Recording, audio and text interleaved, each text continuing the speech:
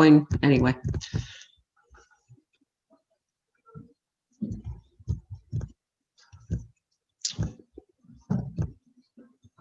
So let me know when we're good, Kelly. Sorry? Okay. We're live? All right. Okay. Good morning, everybody, and welcome to our Planning Committee meeting on October 15th. I'd like to welcome everyone this morning, and I go take care of the usuals. This is an electronic meeting being held in accordance with Section 238 of the Municipal Act 2001 due to the COVID-19 pandemic. I am confirming that we have all members of council here for a quorum. I see our clerk agreeing, and we also have our senior management team with us this morning. So we had asked for input via TML public comment at muskokalakes.ca. We did not receive any input for this meeting. And I think the last thing I need to do is say two things. Motions have been pre-populated randomly just to keep the process going.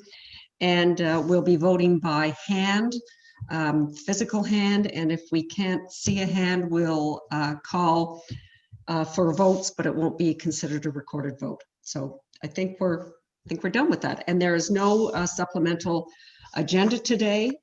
And is there any disclosure of pecuniary interest? Okay, clerk, we're good. Okay, thank you. All right. Well, then I think we will start with our 5C, which is a bylaw amendment and consent application. And Mr. Sharp, I believe that this is yours, so please take it away. Good morning, Chair Bridgeman, members of Planning Committee, colleagues, applicants and agents, and members of the public. The first applications to be heard are consent application and zoning bylaw amendment applications B/06/20/ML and ZBA-17/20 in the name of Bogart. The applications have been submitted concurrently. The subject land is known municipally as 1081 Skeleton Lake Road 1. I would direct committee's attention to the submitted consent and zoning sketch on page 22 of the agenda package. The purpose and effect of the applications is summarized as follows. The applicant proposes to create one new lot. The subject land is partially zoned rural RU1. The minimum lot frontage requirement in the RU1 zone is 600 feet. The proposed retained lot is to have 270 feet of lot frontage on the year-round municipally maintained portion of Skeleton Lake Road 1. The proposed severed lot is partially zoned rural RU3. The maximum lot frontage in the RU3 zone is 325 feet. The proposed severed lot will have 475 feet of lot frontage on the year-round municipally maintained portion of Skeleton Lake Road 1. One lot for residential purposes may be created for a minimum of each 50 acres zoned RU3. The subject land has 46 acres zoned RU3. The proposed bylaw will permit a lot to be created from a land holding with less than 50 acres zoned RU3. The applications will have the effect of permitting one new lot to be created, of permitting the retained lot to have a lesser frontage than permitted, of permitting the severed lot to have a greater frontage than permitted, and of permitting a new lot to be created from a land holding with less than 50 acres zoned RU3.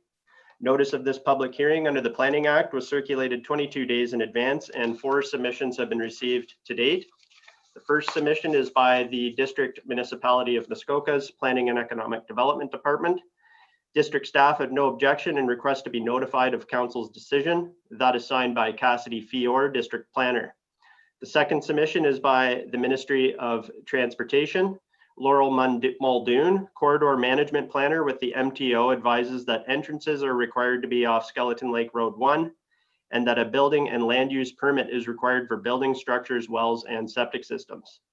The second submission is by Neil Donald, the Township's Chief Building Official, and Mr. Donald has no Ontario Building Code objections. And the third submission is by the Township's Public Works Department, and the department has advised that a minimum of 33 feet from the center line of Skeleton Lake Road 1 will be required for road allowance purposes. I have prepared a detailed planning report for committee's consideration. If committee is considering recommending approval of the application, staff have recommended standard conditions of consent.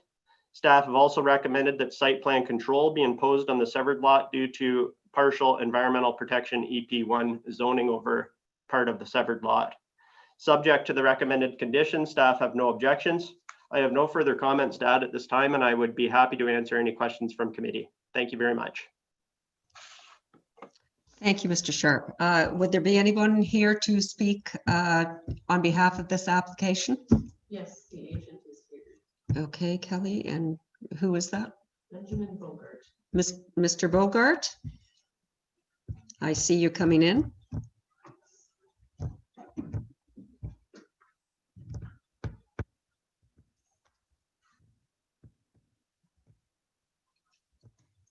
I don't have a visual on you. I'm not sure. There you are. Hello, Okay. can everyone hear? Yes, Hi. we can hear you now. Please go ahead. Hi, good morning, Chair and members of the Planning Committee. My name is Ben Bogart. I am the agent for my father, Barnabas Bogart, with regards to this matter. And if I may just first say thank you for hearing this application. And if you'd like a little bit of history on the land, I can let you know that the land was purchased sometime in the 50s by my grandfather, Aubrey, and passed on to my father, Barnabas, in about 2007. And I'm here today to represent my father in order to sever this 2.5 acre parcel of land so that I may build a home with my family close to my father. Okay, thank you. Could we just have your address, please, Mr. Bogart? Sure. I live at 1081 Skeleton Lake Road, number 1, at the existing dwelling. Yeah. Okay, thank you. Would there be anyone else who would like to speak on behalf of this application? Do we have anyone opposed to it? I don't believe so. So, all right, then I think I will bring it back to our committee. Any questions, committee?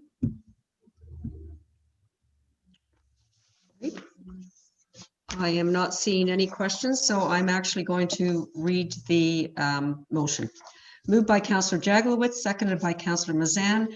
Be it resolved that Planning Committee recommend to Council that consent application B/06/20/ML Bogart roll number 2-13-056/057 be approved subject to the following conditions.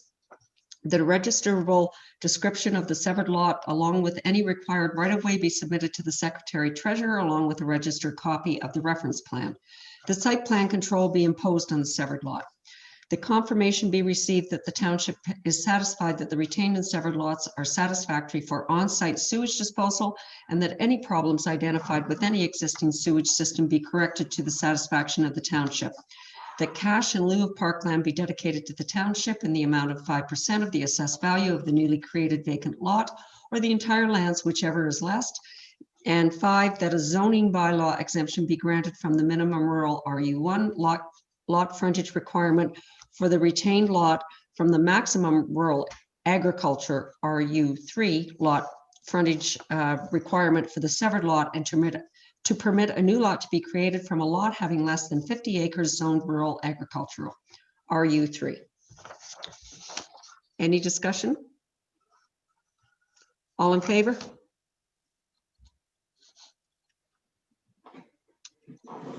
Clerk? Okay, that passes unanimously. Thank you, Mr. Bogart. Thank you, ma'am. Thank you, everyone. Pardon? Oh, second one. Sorry, we've got one more here.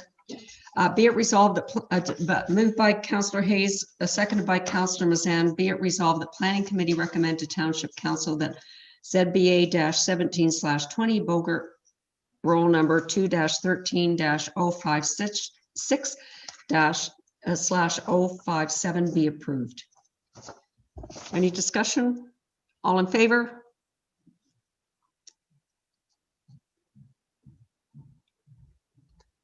We good, Madam Clerk? Yes. Yeah. Okay, thank you. That carries. Thank you. Okay, thank you. All right, so our next application is by Larive Investments, and that again is you, Mr. Sharp. So please take it away. Thank you, Chair Bridgeman. The next application to be heard is zoning bylaw amendment application ZBA-20/20 in the name of Larive Investments Limited. The subject property is known municipally as 4805 Muskoka Road 169, unit number 8. I would direct committee's attention to the figure on page 25 of the agenda package, which illustrates the proposed rezoning. The purpose and effect of the application is summarized as follows. It has recently been discovered that a waterfront residential WR8 zone on the subject property was inadvertently replaced with an open space private OS2 zone. The proposed bylaw will rezone a portion of the subject property from OS2 to WR8. This will allow residential development on the lot. Any new construction must comply with the township's comprehensive zoning bylaw. Notice of this public hearing under the Planning Act was circulated 20 days in advance, and 2 submissions have been received to date. The first submission is by the District Municipality of Muskoka's Planning and Economic Development Department. The district staff have no objection and request to be notified of council's decision. That is signed by Cassidy Fior, District Planner. The second submission is by Neil Donald, the township's chief building official, and Mr. Donald has no Ontario Building Code objections.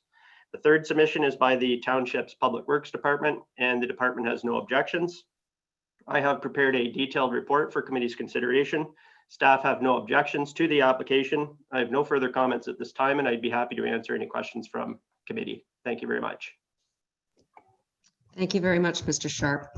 Would there be anyone here who is wanting to speak on behalf of this application? Yes. So Margaret Walton from Landscape. Okay, Ms. Walton is on her way in. Just slight pause.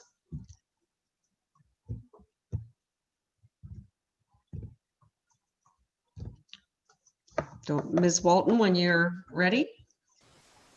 Yes. Good morning. My name is Margaret Walton, 104 Kimberley Avenue, Bracebridge, P1L1Z8. I'm the registered professional planner representing Larive Developments, who own the property in the Cassidy Lake subdivision.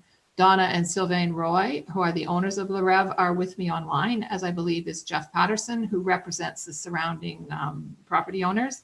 He's available to confirm that the surrounding residents support the correction to the zoning. As noted in the staff report, this is an application to correct an inadvertent error that occurred when the zone schedules were updated as part of the approval of bylaw 2014-14. It only came to the owner's attention when they received an offer to purchase the property. Lot 6 is part of a subdivision approved in 2007 after an extremely extensive planning and environmental review process. Planscape were the planners on that file, so I'm very familiar with the background. As part of that process, Neil Hutchinson of Gartner Lee conducted a detailed environmental analysis of the site features, including reviewing species at risk. The zone boundaries in the subdivision were specifically designed on the basis of this environmental work in consultation with Dr. Hutchinson. Reinstating the zoning will respect that detailed work, and I request that the township consider approving this amendment.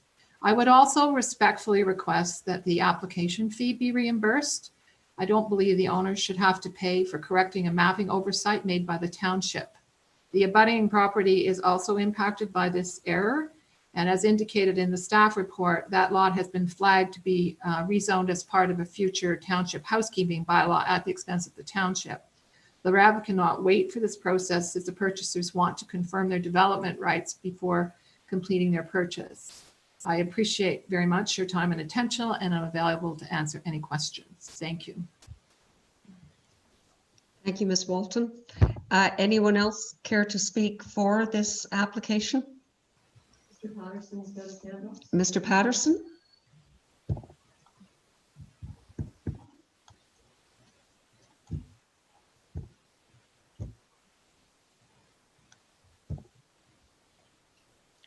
So, Mr. Patterson, when you're ready, if you could unmute yourself. Good morning. My name is Jeff Patterson, and I'm here today representing the neighboring lot owners at Cassidy Lake, and just wanted to express our support of the correction to the zoning for Lot 6 at Cassidy Lake. Our understanding is that the zoning change that was made to change the lot to OS2 was made in error previously, and changing the zoning back to what has been proposed would make the lot 6 consistent with the other lots in the community, and we are very supportive of that. So if anyone has any questions, I'm happy to answer them. Thank you, Mr. Patterson. Could I just get your address for the record, please?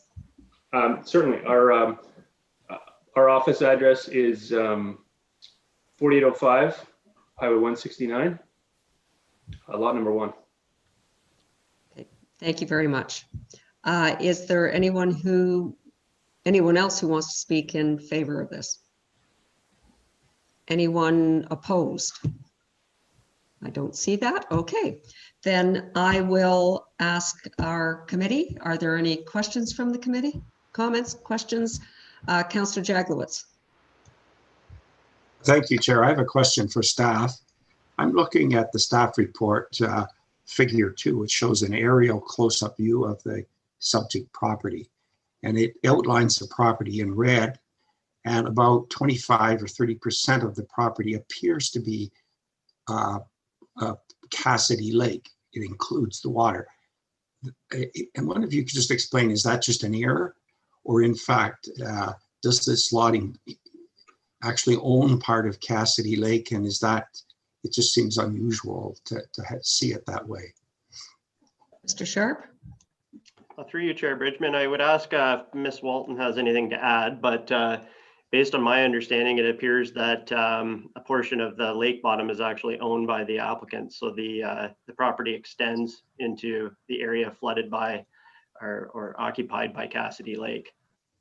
In this case, the frontage would be measured in the same way, in the sense that it would be measured as a straight line from where each side lot line actually intersects the high water mark. Hopefully that answers your question. Supplementary, is that okay, or do we want to wait for Ms. Walton? Well, let's have Ms. Walton chime in on this part. Ms. Walton? If memory serves me correctly, the lots, there were areas in the waterfront area where there were environmental features that were subject to some of the zoning and some of the concerns. So it could be that may be part of site plan to capture that area. That would be my best recollection. It was an extremely detailed process establishing the building envelopes on these lots, which is where the WR8 was. I think what happened is lot 3 is the lot where there's no zone lines. And I think it probably just got overlooked by the technicians when they were doing the transfer. But I think with respect to the waterfront area, there are very detailed environmental controls in place on this property. So that could be to implement those. Okay, thank you. Follow-up, Councillor Jaglowitz? Yes, just, and again, I'm not objecting to this. It's for my information mainly. So when the applicant then applies for a building permit, you're saying they'll take the straight line frontage across it goes across Cassidy Lake, and then the building can only be a certain percentage of the first 200 feet back. So does that include the water lot too? Is that how it actually functions? Mr. Sharp, is that? Through you, Chair Bridgeman, the 200-foot offset for lot coverage purposes is actually measured from the high water mark, from all points from the high water mark, and it's measured as an offset from the high water mark.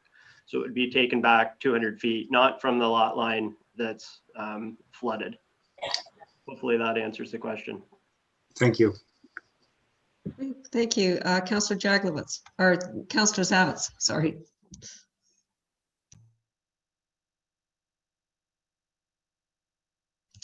Apologize. Am I good? Yeah, thank you. So just to clarify, staff would acknowledge that we are simply righting a wrong, one would suppose, and that there are no other subtle nuances to this this ask. Is my question. Thank you, Mr. Sharp. Through you, Chair Bridgeman. No, there are no other subtle nuances to this. It's just simply a correction of a zoning error. It's putting back what was originally intended. Okay, so on Ms. Walton's question of deferring or not are giving the feedback to these people because it was not their error. Do we have a thought on that as counselors? I would be in favor of them not having to pay to correct what was our error. I have a nodding of heads here. Okay, I don't know if we have to formally do anything with that. No, we don't. Okay, I guess that was the question that was out there. So, all right, any other comments at all? Right, then I'm going to read the motion. Okay, moved by Councillor Zavitz, seconded by Mayor Harding. Be it resolved that Planning Committee recommend to Township Council that ZBA-20/20 Larev roll number 4-1-050-40 be approved. Any discussion? All in favor?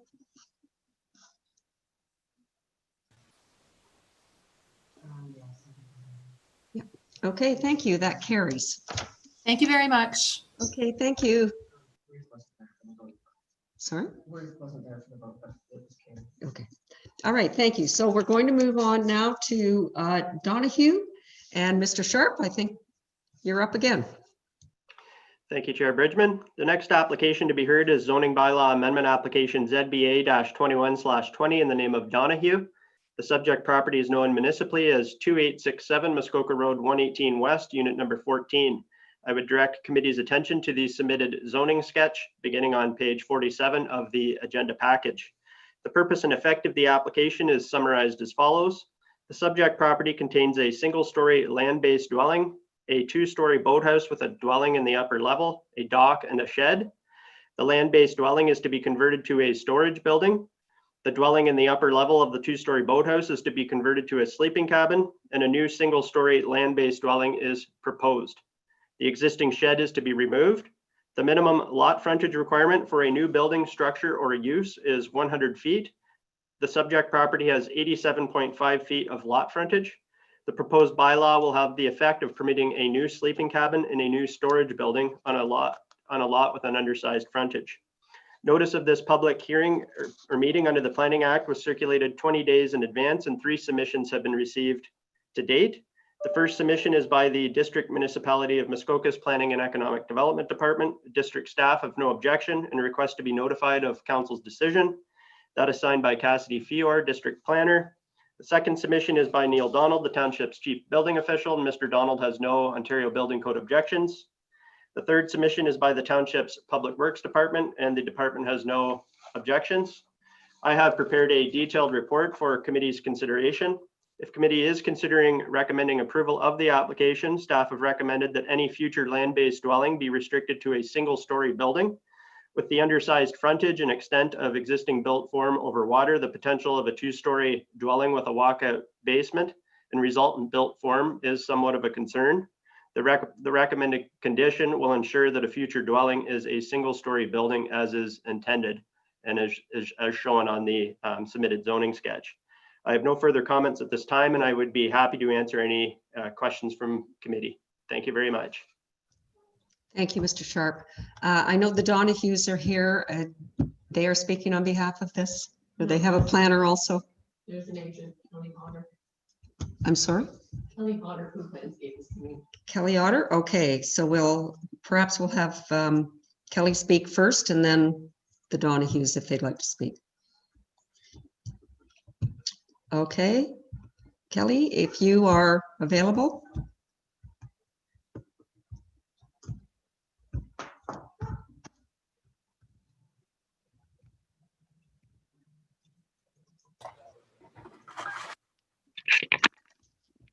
Okay.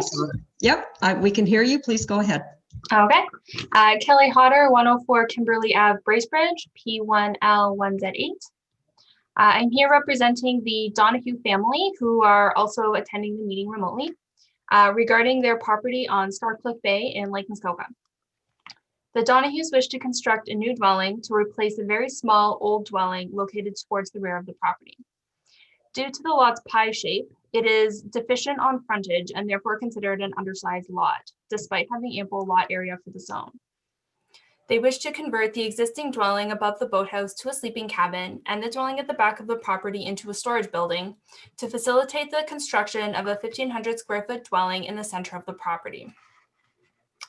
The property has 26.7 meters of straight line frontage and an area of 0.51 hectares. It is currently developed with a 2-story boathouse with dwelling above and associated docks and decks, a second undersized dwelling on shore, and a small shed. Both dwellings are legal non-complying as they were constructed in 1955 and 1969 respectively. The boathouse and docks were both renovated within the last 10 years. As such, we believe it is unnecessary to require any change to these structures with the exception of the proposed change of use to create the sleeping cabin. When reviewing the proposal, it is noted the property is naturally vegetated and the proposed development is well within lot coverage limitations. The proposed lot coverage within 61 meters of the shore is 8.5%.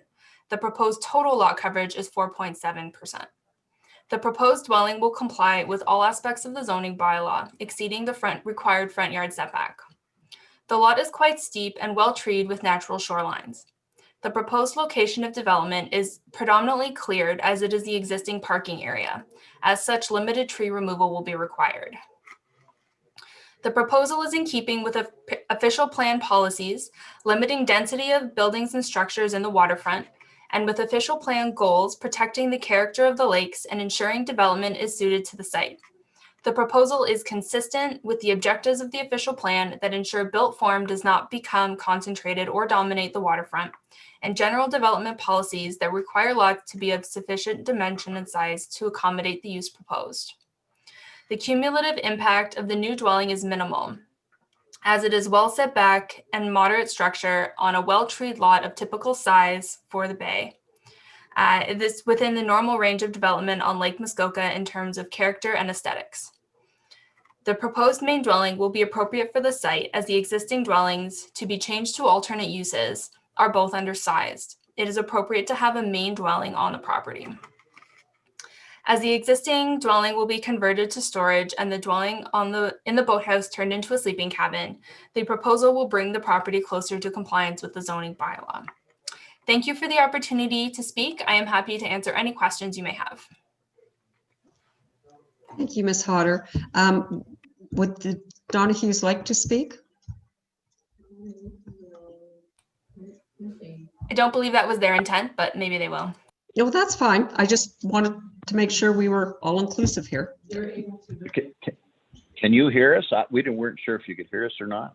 Yes, no, we can hear you, Mr. Donahue. Would you like to say a few words? I'd just like to say that we appreciate you seeing this as quickly as you did.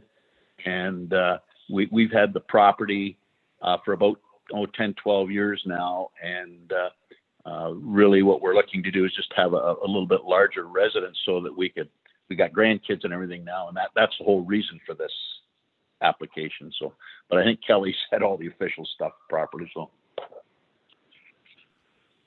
Okay, that's great. Thank you very much. Thank you. Okay, anyone else care to speak on behalf of this? Anyone opposed? No. All right, so I'm going to turn it back over to committee then. Anyone on committee have any questions? Councillor Zavitz. Yes, thank you, and through you. This is really well presented, and I'm going to be quite honest.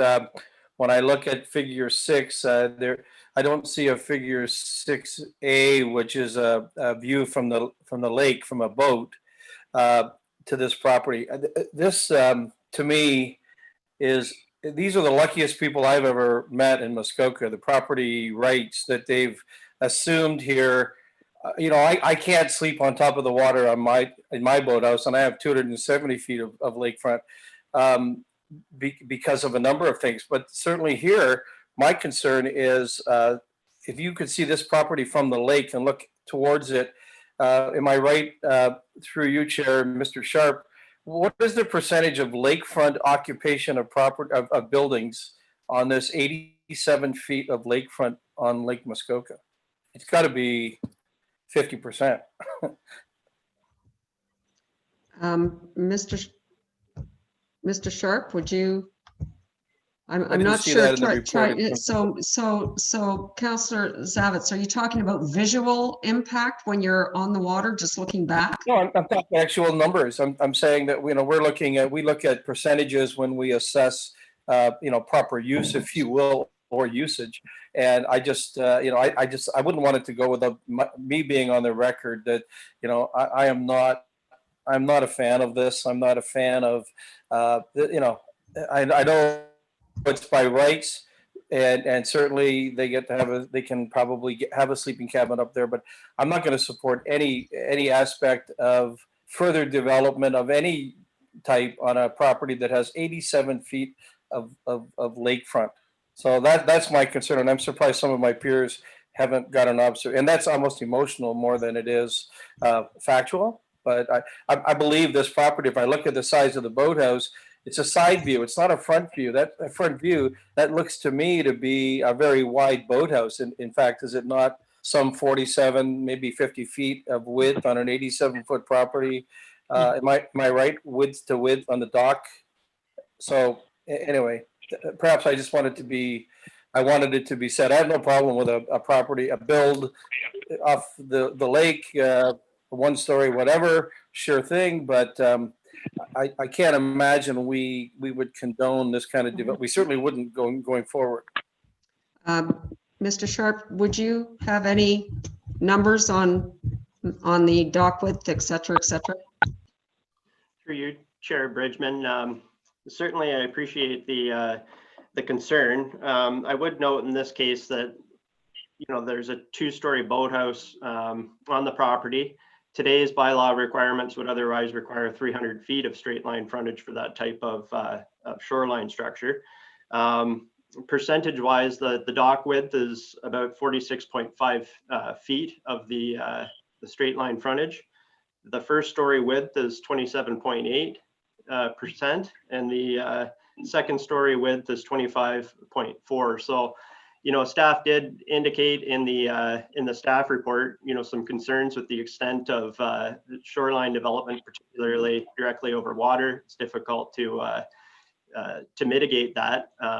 In this case, it wasn't possible for me to get in the boat and take a shot from the water. It was difficult just to even get a side view given the small amount of frontage. But at the end of the day, I would note that the proposed dwelling is proposed to be set back in excess of what the bylaw would otherwise require from the high water mark. So the minimum requirement is 66 feet. In this case, the dwelling is proposed at about 80 feet from the water.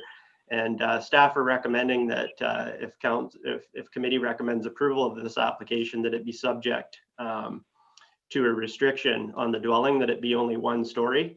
And that will alleviate any issues of the potential for a 2-story dwelling, potentially with a walkout basement, which we see from time to time in the appearance of 3 stories.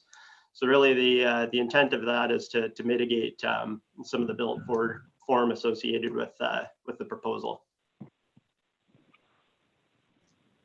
Okay, thank you, Mr. Sharp. I'm going to go to Councillor Nishikawa, and I do see you, Councillor Edwards and Roberts. Thank you. Sorry, I suppose much like Mr. Sharp had just said, that we were discussing the small building, essentially, that we don't have the opportunity to correct things. It's interesting. Councillor Zavix, for instance, has said that, he's shocked. Well, a bunch of Lake Muskoka, in fact, in the early years, were only 60 feet frontage, and you will see more applications come forward. And we have seen these same types of applications come forward because of the people have development rights established many, many years ago. And there's, quite frankly, very little that we can do at this point other than it's there. We don't have an option at this time. We can try to address it when they go to rebuild. However, but I would say that I don't have a concern with the small 1,500 square foot bungalow. Thank you. Councillor Edwards?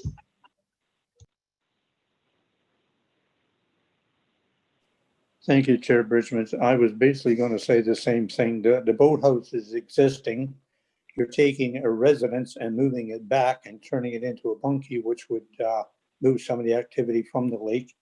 It's almost 80 feet rather than 66 feet, so I would support this. I think it's it's an improvement.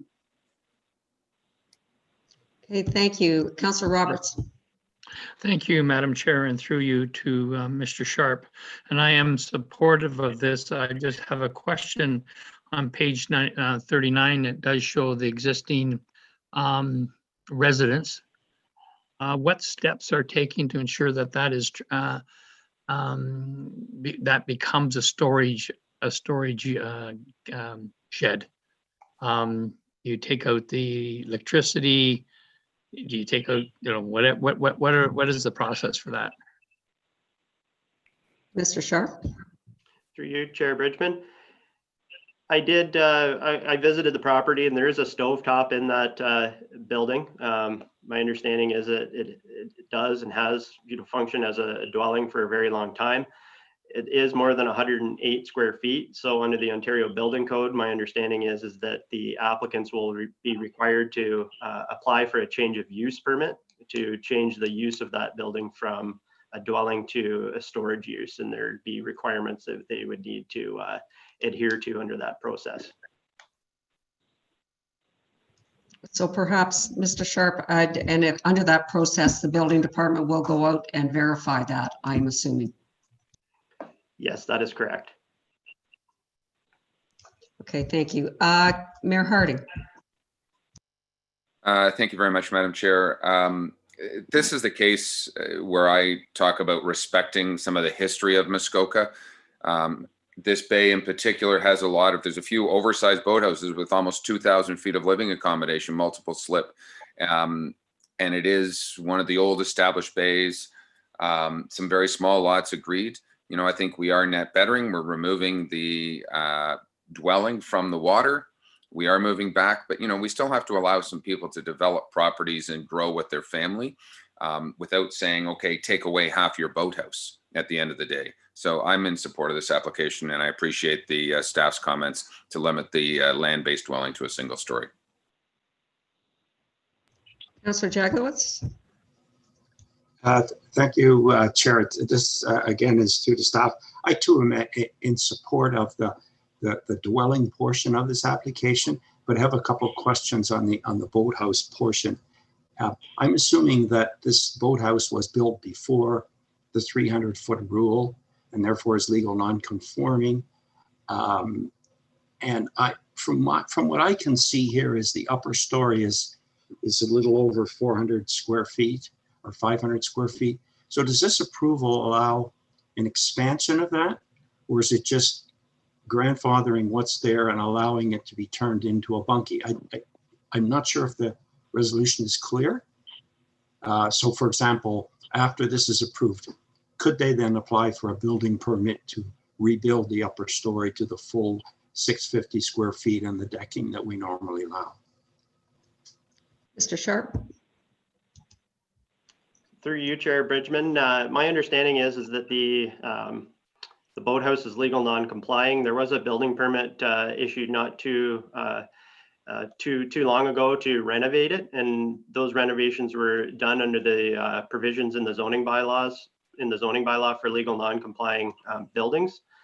To answer your second question, the floor area of the upper level is actually less than what the bylaw would otherwise permit for a sleeping cabin.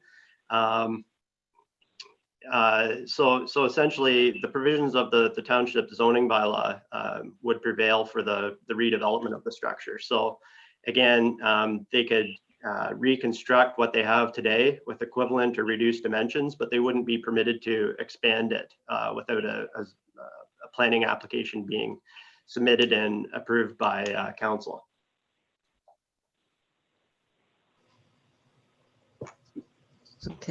Okay, that answered it. Councillor Jaglowitz, any other comments, questions? Okay, sorry. Does the applicant wish to speak again? Oh, I can't see that. So what, Mr. Donahue wants to speak? Okay, Mr. Donahue, we'll let you speak. Can you hear me now? Yes, we can. Oh, okay. No, I don't wish to add anything, only that the boathouse itself is essentially the way it was when we got it, except we renovated. So that's all I wanted to say. Okay, thank you. All right, I'm going to read the motion then, and this is moved by Councillor Edwards, seconded by Councillor Kelly.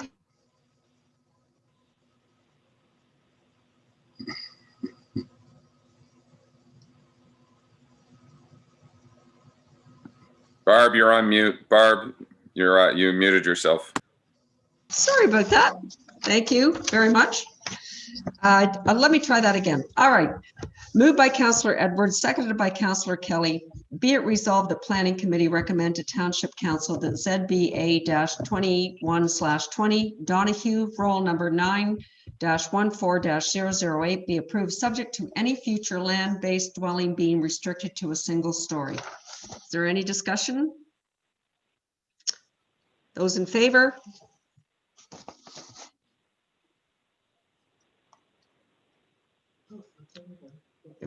Okay, that is unanimous. Thank you very much. Okay. Thank you, Mr. Donahue.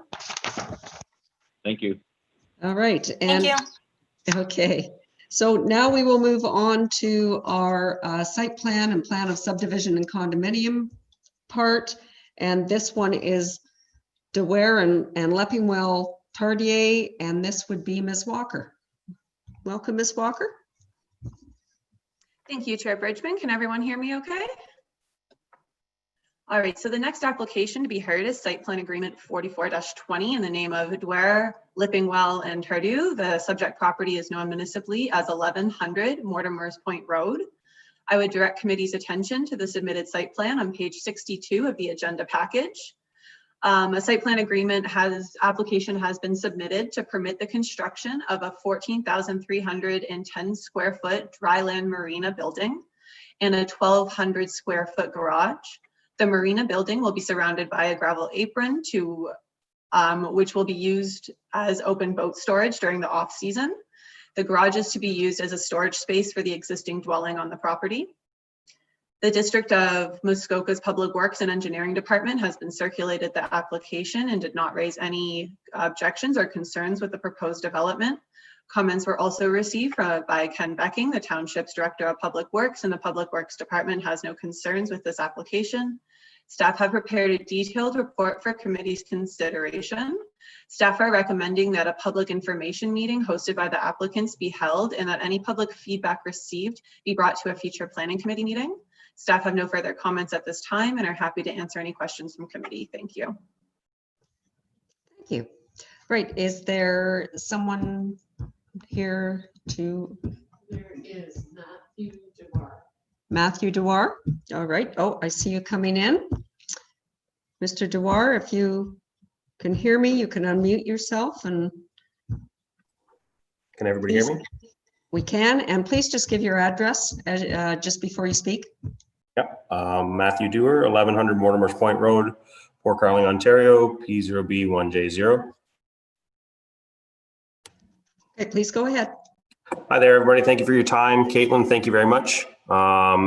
Just proposed dry land boat storage on my property, trying to maintain the integrity of Muskoka as best as possible.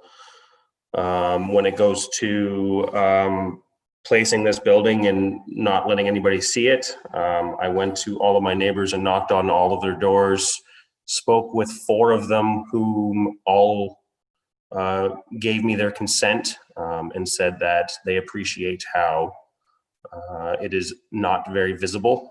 Also described to them that I would use earth tone colors in the building to disguise it amongst the tree lines. I try to keep it as far away from all roads as possible. Yes, again, I just thank you for your time, and I'm here to answer any questions that you may have. Okay, thank you. Anyone else who'd like to speak on behalf of the application? Kelly? Oh, anyone opposed? No, great. All right, well then I think we'll turn it back to committee then. Any comments, committee? Any questions? Councillor Roberts? Thank you, Madam Chair, and to you, through you to Mr. Dwyer. I really appreciate how he got out in front of this and went to every neighbor and to discuss his plans. And I sure wish more planning consultants would do this prior to doing development, because it really helps, I believe. Okay, thank you, Mr. Roberts. And just to, Caitlin, I know you're recommending that there be a public information meeting be held. Can you explain why? Yes, I can. So staff just felt it was appropriate to hear any concerns from the neighbors in this situation because it is a fairly large development. Just so any concerns could be mitigated before the development is approved. If committee is happy with the way that the public and neighbors were consulted by Mr. Dewar, then I think staff would feel we could approve this application today, but I'll ask Mr. Pink if he has any comments, or Director Pink, on this as well. Thank you. Director Pink, let me see if I can remember how I do this. I think I will. Good morning, committee. Through the chair. I think Caitlin, Ms. Walker has pointed out excellently what this was a little untypical. Typically, we see zoning applications or minor variances for large-scale developments of this nature, where neighbors are quite heavily involved in those discussions. This is a pre-zoned property. The development complies completely with the zoning bylaw. And they're going immediately to site plan approval, which does not require any public circulation. So there is an official plan policy that indicates where a large-scale development of this nature comes forward without prior notification to neighbors, that council could consider the applicant hosting what's referred to as a public information meeting. That is at committee's discretion. If you're comfortable with what the applicant has done, canvass the neighbors, you're certainly not obligated to host that meeting. You can proceed with an approval today. That is, as I say, at committee's discretion. Thank you, Mr. Pink. Councillor Jaglowitz? Yes, thank you, Chair. So actually, David, you did answer the first part of what I was going to ask. So therefore, there has been no public meeting or any circulation of this application. So I'm of a couple minds, but I always find it difficult when we proceed with these things without the public being aware. I know the applicant has said he has canvassed the owners, and that's good. I'm kind of in support of the public meeting, but can it be done quickly and not hold this up, David? So maybe you could explain, if we asked for that information meeting, could it be done and this could be over with in a couple of months, or is it going to be a much longer process? Mr. Pink? Through the chair, the ball goes essentially in the applicant's court. It's up to them, obviously, at this unusual time. It would likely have to be a digital forum such as this. Neighbors should be given at least sufficient time to be able to review the proposal and attend a meeting. So you're likely looking that it would be difficult to come back at the November round of meetings. At best, I would imagine December. But it is largely at the hosted by the applicant. But the premise or the intent is that they would mirror a typical minor variance or zoning amendment process, where they notify the neighbors, give the neighbors some time, host a meeting, collect input. Staff, local ward councillors many times attend and observe, and then the matter comes back to a planning committee and we bring forward any of the concerns that were raised, and we do our best to try to mitigate those concerns if there are any. Thank you. Mayor Harding? Thank you. For myself in particular, you know, I would have always assumed this was all more residential area. And I appreciate what's going on here, but it really seems that we're almost, even though the property is zoned commercial, we're almost mixing usage. I I know it's there, I know it's existing, but I probably would feel more comfortable in getting some quick public feedback on this, just so that they're advised, as opposed to, once again, council did something we weren't aware of, and now I've got a big storage building and marine operation in my backyard. So I would have to probably support a 30-day understanding, some circulation of this, at least to neighbors, and what's going on, to get some feedback. And maybe that circulation could be done immediately, and it comes back, well, it's going to come back to council anyway, but if we can get some circulation out ahead of time. Thanks. Okay, thank you. Councillor Edwards? Yes, and just a question, was this circulated? That's one. Was it posted? That's two.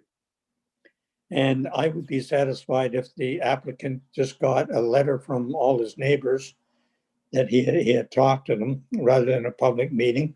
And we can move this on to council, which gives them 30 days to get all this done. So I don't have a problem with this if it was posted and notified, but sure, if notification was sent out. Okay, thank you. Councillor Chicago.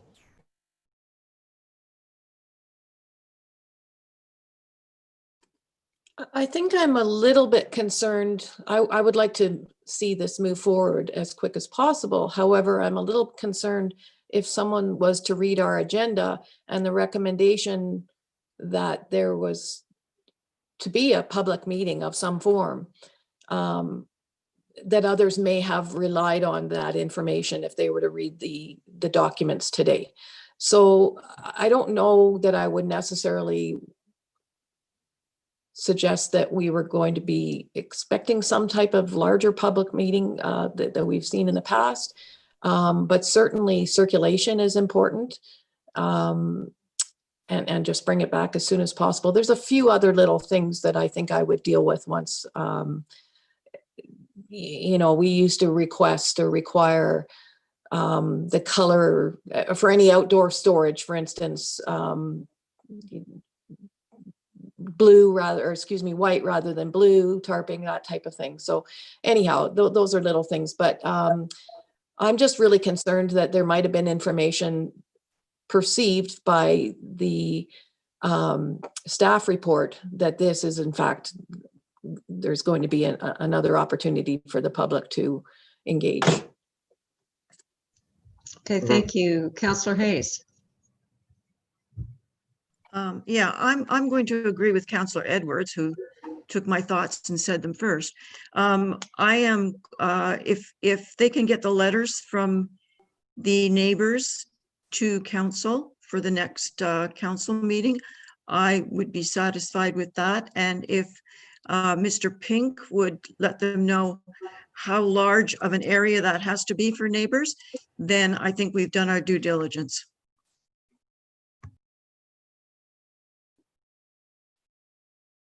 Okay, thank you. Councillor Zavitz. Thank you, Chair. Through you. I'm seeing, obviously, this is a marine highlighted business piece. Can I ask, I haven't heard anyone else ask this question, maybe I missed it in the report. Where is the servicing marina in terms of, I guess where I'm going with that question, what kind of pressure weight will that put on Mortimer Point Road as it relates to pulling, you know, hundreds of boats in and out of the water? Is this part of an existing marina, or is there construction of a marina proposed? Is this Mortimer Point Marina, or is this XYZ? Do we know that? Thank you. Okay, so I'm going to ask Mr. Dewar. I think it's Scarcliffe Road. Are you that? Okay, Mr. Dewar. Am I on? Yeah. It's just an XYZ storage facility. Yeah, there's not actual marina business to say. I believe he was asking if it's connected to a marina, though. No, individually owned. I do also, now that I'm on the mic, just curious what the public meeting would accomplish. just in regards to stopping this from going forward. I'm well within all the constraints and zoning bylaws, and I've tried to tuck it into the corner where nobody sees it. And I'm not fighting, I'm just asking. Fair enough. I think, Mr. Dewar, it's about just letting the public know it's coming more than anything else. And I think what I'm hearing from here is that we can move this on to council next month. We'll see if everybody agrees. And just to have the letters from the neighbors saying that it has been, you have their agreement with that. I don't know if Mr. Pink, do you want to add anything to that? Just quickly, and I think it's largely noted in the report, I don't think it's often that neighbors get a new 15,000 square foot commercial marina building next to them without any prior notification or awareness. And I think that's simply staff's intent to gauge that temperature in the area. But as Councillor Edwards pointed out, certainly I can amend the resolution if that's the will of committee. We can move this forward to council so there's no delay, subject to the receipt of comments by neighboring property owners. I think some direction to the applicant as to how large a circulation you wish that to be. It may be difficult to get something in writing from 20, 30 people in the next 20, 30 days, but some indication of how large an extent you wish him to canvass. The typical Planning Act requirement for a zoning application is 400 feet. We have doubled that to 800 feet for the last many years. To give you an idea, it will depend on the size of properties in the neighborhood. You can look at the key plan and get a feel for how many properties could be impacted. And just how would I just go about circulating or making my neighbors aware of all of this, other than the fact that I've already approached as many as I possibly could? Those ones that have approved, do I get letters from them and that's what you're looking for? Or do you need a letter from every single one? Because I have no way of contacting them. Well, if I had to jump in, I don't think we could expect every single one, because I agree with you. I think that would be very, very difficult. Any comments from anybody else? Oh, Councillor Nishikawa?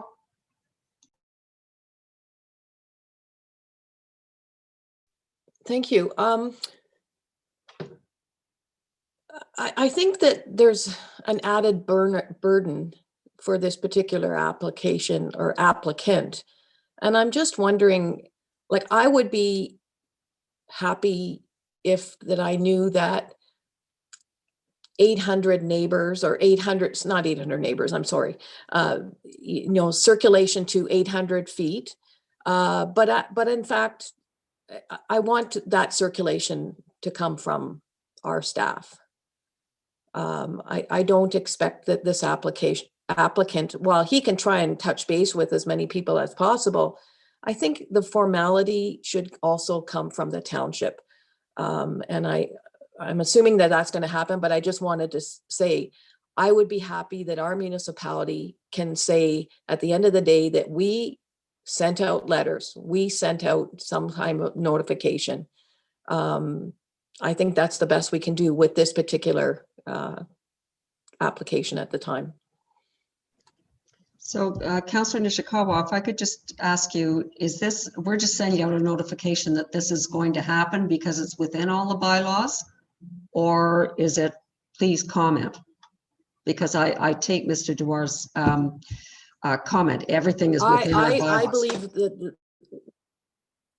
yeah, I believe that what your first comment, that this is what's coming because this is what that property is zoned as. For sure, that would be the direction that I would be. I mean, of course, that, we should always ask for people's opinion, but that just stating the facts, I think is all we need to do, that we've actually let people know what's going on. Okay, thank you. Councillor Jaglowitz? Thank you, through you. Yeah, I think it's more than just sending out a few letters within 800 feet. When there's a normal public meeting or any notification to the public, it's also posted on the site. And what happens is it gets around by word of mouth. So that's difficult for the owner to do. And I, you know, as much as I hate, it's probably easier if there's some form of, I agree with Ruth, that it should probably come from the township, a notification. Now, whether you just want to ask for letters to come in by the meeting of council, you know, I'm open to that, but I think the public should be made aware. You know, actually, I don't think anything's going to stop it. It's just, I'd hate to come to the meeting where we're approving this and the neighbor right beside says, you know, I had no idea this was happening. I just think that's bad way to run things. All about communication, right? Councillor Kelly? Thank you, Madam Chair. I don't have a blue hand today, so I'll have to do it visually. I'm a little concerned about circulating letters, because when you ask people when you give people notice, you're sort of implying they have some influence or some opinion. And quite frankly, I got knocked out of this for about 2 minutes, but unless I miss something, this thing's appropriately zoned. He's building completely or proposing to build completely within the restrictions contained in the bylaws. I think he's done an exemplary job of knocking on some doors and getting verbals from neighbors. Had that been translated into written acknowledgements or written, I don't even know what it is. He doesn't need their approval. Written, you know, acknowledgements or encouragements, let's say. I'd be happy to approve this right now. I don't know what more we can expect of somebody who's, unless I missed something in the 2 minutes I got knocked out of the Zoom. You know, he's completely conforming with the bylaws. He's conformed with the appropriate zoning. And if we ask people for their input, we're going to get it. And I don't know what we're just going to thank you very much. We're going to go ahead anyhow. So I'm a little leery of that. If I liked, just before I got knocked out, I think Councillor Edwards mentioned the possibility of moving this to council and asking to go back and get letters confirming the conversations of support from adjoining neighbors. I'd be more than happy to approve it on that basis. Thank you. Mayor Harding? Thank you very much, Madam Chair. Again, I don't have an issue with this. And I appreciate Councillor Kelly's comments that it is zoned that way. My only issue is I don't believe people in the area would understand that the property potentially beside them is zoned commercial. We know Everly Road is, and we know that that's our industrial corridor, so people would expect that. But I think there are many people who have waterfront designations, and I think out of a common courtesy, and I think as our Director of Sustainable and Environmental Services, we got to get a new title for you, David, so they still haven't got it figured out. But as he has suggested, that, you know, sometimes through public meetings, we get additional information, we get additional requests and questions coming from people as to what needs to be done on this particular property. And I appreciate Mr. Dewar's wanting to build a storage building. Obviously, there's some commercial application to this, unless he personally owns, let's say, 50 or 100 boats, which I don't think he does. We're obviously going to be utilizing storage at marinas or people in a business around there. So I think it's just important to understand some of those long-term ideas going forward. I'm happy for this to come to council directly next time, but I do think that we need to do a short term and make sure that the neighbors are aware as best we can, circulation, that not just the 5 that Mr. Dewar chooses, that we do a better circulation, and that's all. May I? Just 1 minute. I'm going to get Councillor Zavitz, because you may want to, he may say something you'd also like to speak to. Okay. Councillor Zavitz? Thank you, through you. And if I might, I'd like to, Mr. Dewar, if I could. And I just want Matt to know that I certainly concur with both Councillor Kelly and what the mayor has just said. Just in terms of your business plan, if I can, even, and if I go too far, please stop me. I see in the staff report the words marina are highlighted and storage facilities are highlighted. So back to an earlier line of questioning, if you would, we are traditionally used to a waterfront marina traditionally, if you will, having ingress, egress of boats and then storage as a part of that from the shore, lakefront out. It doesn't seem to be the case in your business model.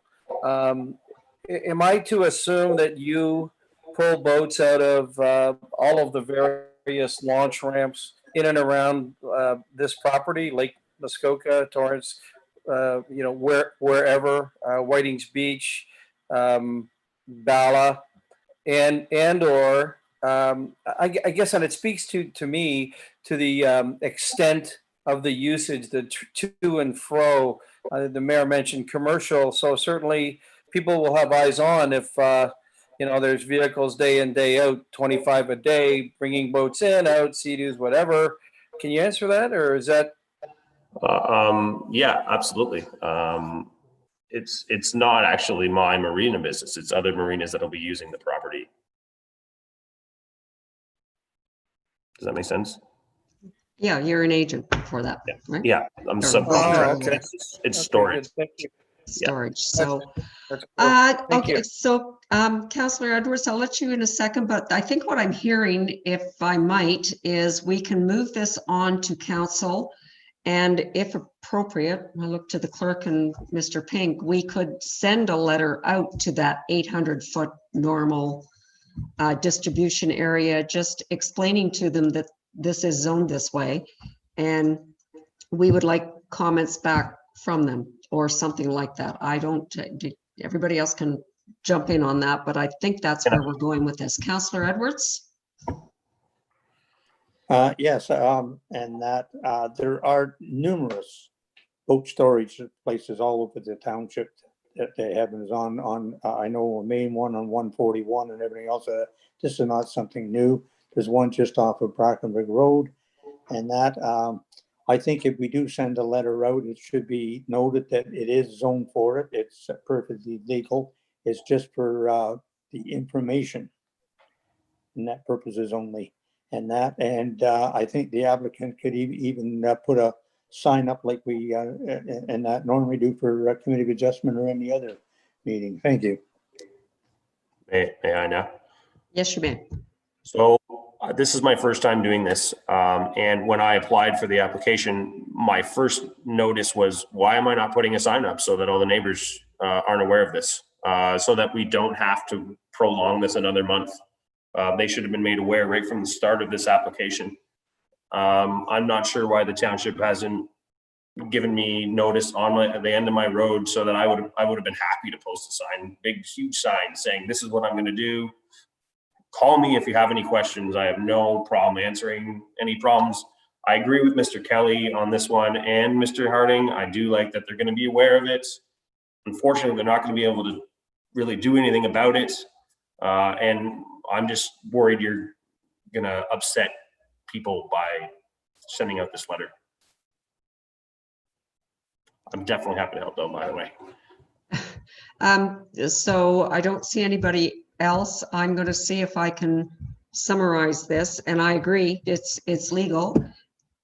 If we send a letter out explaining that this is the zoning and this is happening, and we're just simply, as the township, informing the neighbors around, is that something that works for most of the councillors here?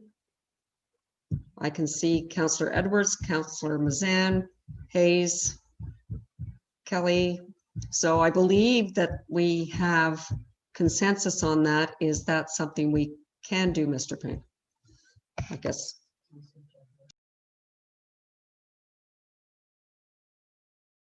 I guess just to jump in here, thank you, Chair. As you can sense, there's a broad spectrum of things that can occur, and just in response to the applicant's comments, the reason I guess the municipality did not advise you that that's a requirement is because it is not a legislated requirement to do this. It is an optional requirement that council, as you can see, is deliberating, and is ultimately up to council whether they wish to impose that upon yourself. So unfortunately, that's why it's not a firm requirement up front. The only slight concern I have with the direction it appears to be going is keep in mind, if you want this to be municipally initiated, There's a lot of preparatory work that goes into applications before you see them at Committee of Adjustment and Planning Committee. Staff prepare those signs. They work on reviewing applications and the notice documents. They have to prepare circulation lists of the neighboring property owners, and then make sure they're all prepared and sent out by mail. I think it's going to be very challenging sitting in today in order to get everything turned around and give neighbors any kind of reasonable time to then provide comments back to the municipality in about 3 weeks for our next meeting. So it may result in a bit of a lengthier delay, or you may find a lot of people commenting that it's unfair to give them 2-3 days to comment on a proposal, because that's probably the best we'll be able to turn it all around in. As we noted, the typical process, as laid out in the official plan, this is a proponent-driven public information meeting.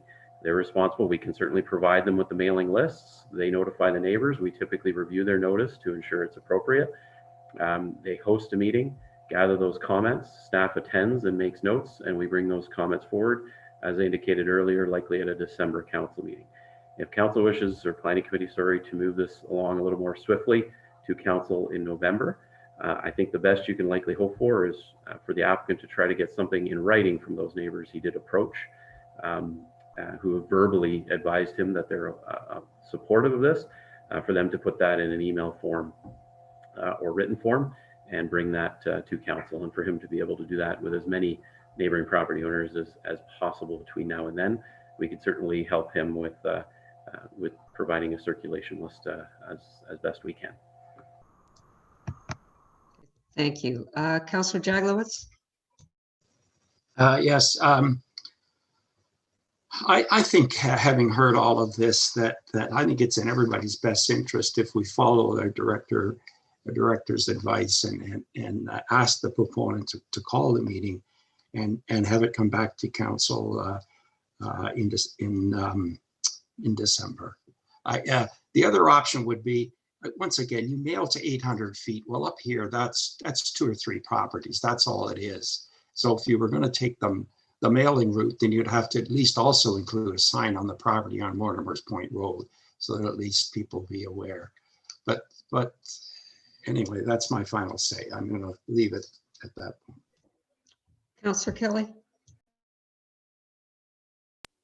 Thank you, and through you. I'm still completely mystified about what we're going to do with these comments. He's not applying for a variance. We do, I think it's very nice that we're going to take the time to inform people. But the fact of the matter is, to be really blunt, they don't have any influence here, I don't think, other than to delay. And we're trying to promote economic development in our community. Sounds to me like, and I'm not going to ask Mr. Dewar to confirm or deny, but it sounds to me like a pretty neat idea of consolidating the storage needs for several marinas in the region. I think it's a great idea. I don't understand what feedback we would get from any of the adjoining neighbors, whether we cast the net bigger than 800 feet or 8,000 feet, that would allow us to deny this. So like I said, if he throws a big sign at the end of his driveway with his cell phone number on it, encourages phone calls, and if he can come back with a half a dozen letters from those folks that he spoke to already, I'm ready to go with this thing. I just can't understand why we're going to invite people and set up expectations when I just don't, for the life of me, don't understand how we're going to ever make them happy. We're going to make them angrier. They're going to come up with all sorts of great ideas for decorating it and doing everything else. We're going to say, sorry, you don't have any input here. Thank you. Councillor Roberts? I just support everything that my colleague, Councillor Kelly said, and Councillor Hayes and Edwards. And also my concern here and why precedent setting. If this is totally compliant and we ask this applicant to do it, then maybe we should be asking all applicants that are totally compliant to do the same thing. I don't think we want to do that. Councillor Hayes, would you like to speak?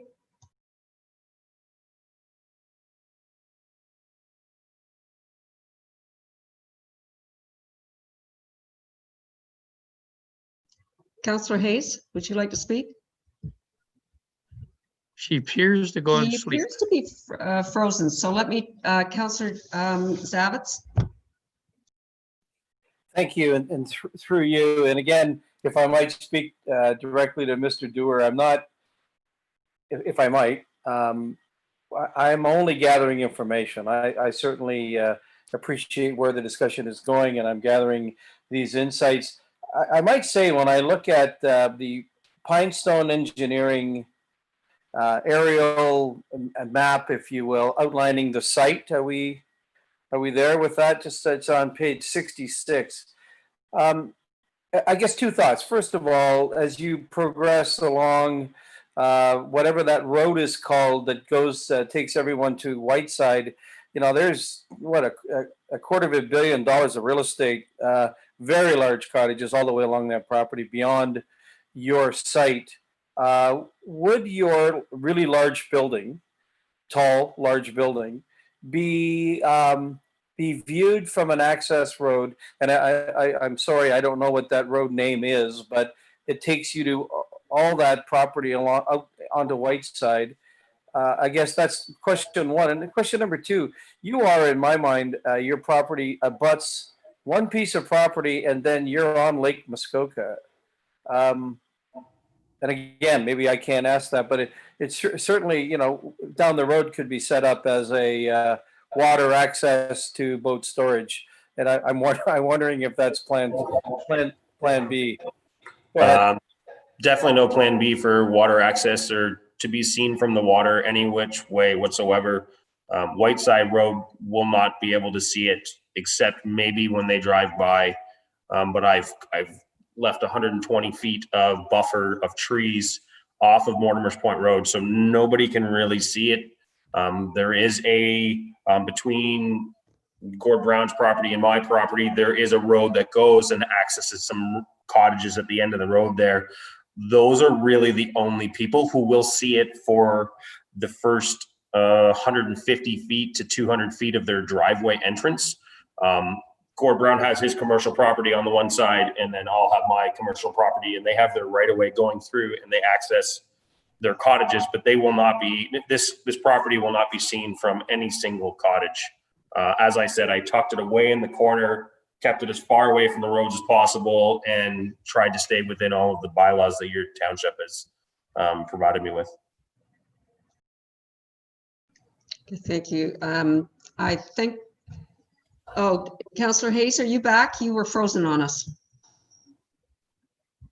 Where'd she go? Yes, I was having technical difficulties and had to reset my modem. Through you, I have a question and a supplementary. I'd like to ask Mr. Dewar, how many neighbors have you spoken to, Mr. Dewar? I have spoken with 4. There's not a lot of traffic around me. On the Lake Muskoka side of my property, there are quite a few cottages there, and I just, at whatever times I go to try and talk to people, I've only been able to talk to 4 of them. And Gord Brown has, I would say, 50% of his property touches where he was my greatest concern. Oh, is she there? Councillor Hayes, are you there? Oh, she's having real technical difficulties. So we could talk about broadband now, but we won't. Okay. Yeah, exactly. Exactly. Question. I've talked to my main concern was Gord Brown, who touches about 50% of the property where the building's going to go, and he has no concerns at all. And then I've spoken with a few others, including the gentleman that tried to buy the property before I bought it, and no complaints, no issues whatsoever. Am I just to say, is there any way we could approve this, noting those letters that are coming in? Is there any way to kind of do that instead of having to prolong this process throughout? Yes. I hear you. Just give us a couple more minutes, because I think I'll let Mayor Harding speak, but I think we need to move this on to council. I don't think you should be penalized, but you are within all of your rights here. So Mayor Harding, and then maybe I'll continue with my thoughts. Thank you very much, Chair Bridgeman, and I agree completely. This needs to be on our council agenda next month, not in December. There's no massive public meeting required at this particular point. I do appreciate the fact that Mr. Dewar is considering and would be helpful with working with planning staff just to circulate a letter to some neighbors saying this is coming as an FYI, want to know. At the end of the day, it probably is a moot discussion, but if I was a neighbor, I'd probably like to know in advance of it going in. And if there is any minor little mitigation opportunities that we can have by circulating that, then that's great.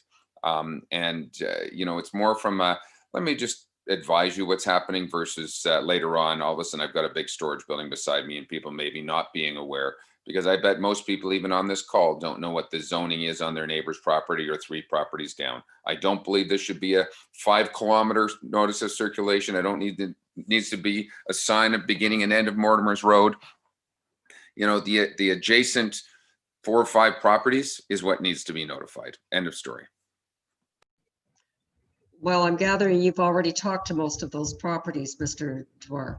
So perhaps we're back to, if you could, at our council meeting, just ask them to email in their knowledge of it, then we could deal with it at the council meeting. I don't know how, whether that is the way, because I'm trying to figure out, Mr. Pink, how you work with Mr. Dewar for a notification in terms of how that actually works administratively. I think the sense direction I'm getting from committee is that they wish, again, just have the applicant contact the immediately abutting neighbors and provide some comments in November. If I had a few moments, I could amend the resolution for your consideration, but I might need a few minutes as the current resolution is fairly blank as it directs to a public information meeting. So can I get are we in agreement with that for the most part, committee? Okay, so we're going to take a 10-minute break. We give Mr. Pink time to do that, and we'll take a break. So we'll be back at 22:11.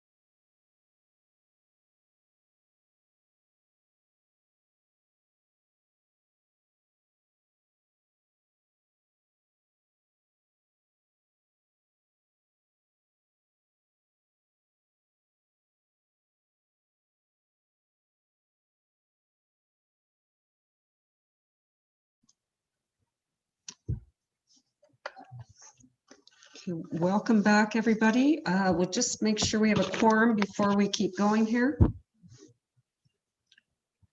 And we do. All right. So I now have our amended motion for us. So I'm going to read it. Moved by Councillor Jaglowitz, seconded by Councillor Nishikawa. Be it resolved, the Planning Committee recommend to Township Council that SPA-44/20 Dewar and Lepingwell-Tardieu roll number 6-24-036-04 be approved, subject to the receipt of written comments from neighboring homeowners. Homeowners? What is that? Neighboring landowners. This approval will expire on November 11th, 2021, unless the corresponding site plan agreement has been entered into and registered on title of the lands. Any comments? Those in favor?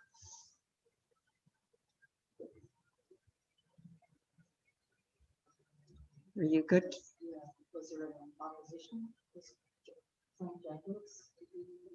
Where is he? No. He may be opposed. Okay, sorry. Those opposed? All right, that carries. Okay, thank you.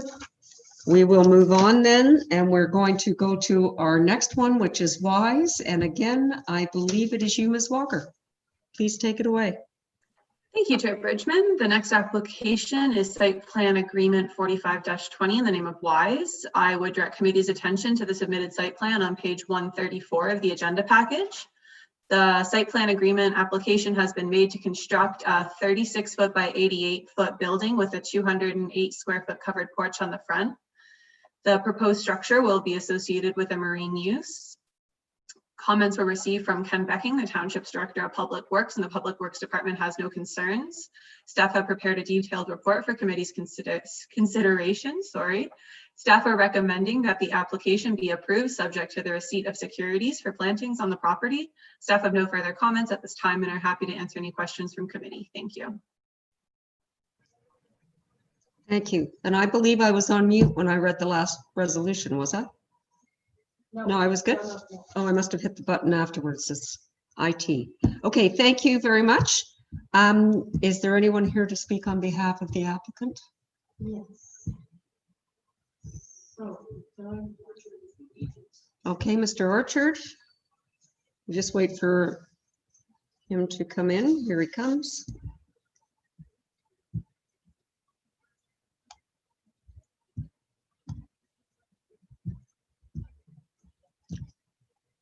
Mr. Orchard, if you can hear me, welcome. Hi, yes, Doug Orchard's here. Terrific. Okay, thank you, Mr. Orchard. Go ahead. I'm just here to answer any questions or concerns for Mike Wise. In behalf of Mike Wise, he was unavailable for today. So if there's any questions or concerns, I can answer them best possible. Okay, thank you very much. Anyone else anyone opposed, Kelly? No. So, all right, we'll come back to committee. Committee, any questions, comments? Councillor Mazan? Thank you, and through you, and I apologize, I don't have my blue hand as well today, so thank you for acknowledging my wave. In a similar way to the application that we just went through, I don't think that there's anything in this application that is up for debate, but I do know that there is history to this property. And I just think there's an opportunity to have the applicant perhaps inform the road association, because every person on that road will be passing by this piece of property. So could we engage in a similar process? Is that appropriate in this way? Ms. Walker? Mr. Pink, who wants to answer that? Through the chair, certainly, again, we could make similar to the previous application. We could make, if committee is considering approval, we could make it subject to the applicant advising the Scarcliffe Road Association prior to the council meeting in November, if that's committee's wish. Okay, thank you. Any other comments? Do I see, could I get it maybe a nod of heads or not in terms of, excuse me, Councillor Mazan's request of Mayor Harding? You'd like to speak? Thank you. Yeah, I guess the only question, and I don't disagree that neighbors, but I guess my only question is how far, a road association might service 100 cottages. Yes, they all have to drive by there, but we have to drive down Highway 118 and we may go by some different stuff. So I'm happy to notify them and solicit comment. I think this is the exact same as the other application. There's just being aware of what's going in here. So more than anything else. Councillor Kelly. Thank you. And to you, basically the same comment as the last time. I just don't know what we're going to do with the feedback we get once we notify people that the construction's ongoing. A sign by the end of the driveway. It's a fairly populated road. There's only one way in and one way out. And it seems to me that if it's to satisfy curiosity about what's going on there, we can satisfy it with a notice at the end of the driveway and a phone number to call. My fear is when you ask for people's opinion, you get it. And then what do you do with it? Thank you. Okay, anybody else have any comments at all? All right, so are we going to ask for notification to go to neighbors? I got a Councillor Edwards. I think just a sign at the end of the driveway would be fine. I mean, are we going to start doing signs for like when somebody wants to cut their grass or, it's just something that it is a small building. I think a sign just and not notifying anybody, but I think we're being too restrictive in a lot of these things because a lot of people are going to say, I don't want it. Well, so what do we do then? Because there's no rhyme or reason. They just don't want to see it. I mean, you look at Highway 118 going in, you've got a electrical company on one side, you've got Ruger's on the other. And that if people were asked, they say, well, I don't want to see that either. So, I mean, I think we have to limit it. It's different if they're asking for different amendments to that, but I think we have to be cognizant of people's rights too. Thank you, Councillor Nishikawa. Essentially, I was going to say the same. I was thinking that this was starting to feel very odd to me and that I don't understand what we do in planning anymore or have the rules changed and all of those sort of things. I would not expect anything more than a sign to go up. This is, again, there's lots of uses of I don't believe that this applicant has done anything different than we've seen applications in the past. And I'm thinking about when we allowed a storage building on for Walker's Point Marina. And I don't think that we had requested as much that we're doing now when properties are already zoned. Thank you. Okay, so I think what I'm hearing is a sign on the property is all that we really need, an informational sign. So does that have to go in here? So let me, I'm sorry, I'm just trying to get a read on this. That would be an additional thing that we need to put in. If you do. So, all right, so we're either going to have to amend this or carry on that this is all within, it's all allowed and we're just going to pass it. So I guess what I'm going to ask is who wants to have an amendment for a sign on this? I'm concerned of setting up precedents on this. That's my concern. So who would be in favor of saying a sign had to be put up? Councillor Mazan? If I could just, sorry, as a follow-up or supplemental, I think the spirit I was trying to get to, which I was hearing from the last application, is just informing, not necessarily seeking feedback. So I guess I'm asking question, historically, is a sign put up in these types of situations or not? Because if it's not a historical thing, then that's... Okay, Mr. Pink is going to answer that. Thank you. Yes, thank you, Chair Bridgeman. The short answer is no, a sign is not required. And maybe just to provide a bit of background for committee, because we seem to be struggling with these two today. As I noted, I think in the initial comments, these are a little atypical. We don't often get new commercial development that has no prior history, so to speak, no minor variance, no zoning amendment, no redevelopment of an existing, well-known property. These are just two new developments, and it's a judgment call. Staff on the first thought, approximately 15,000 square foot new marina may warrant some informing of some neighboring property owners.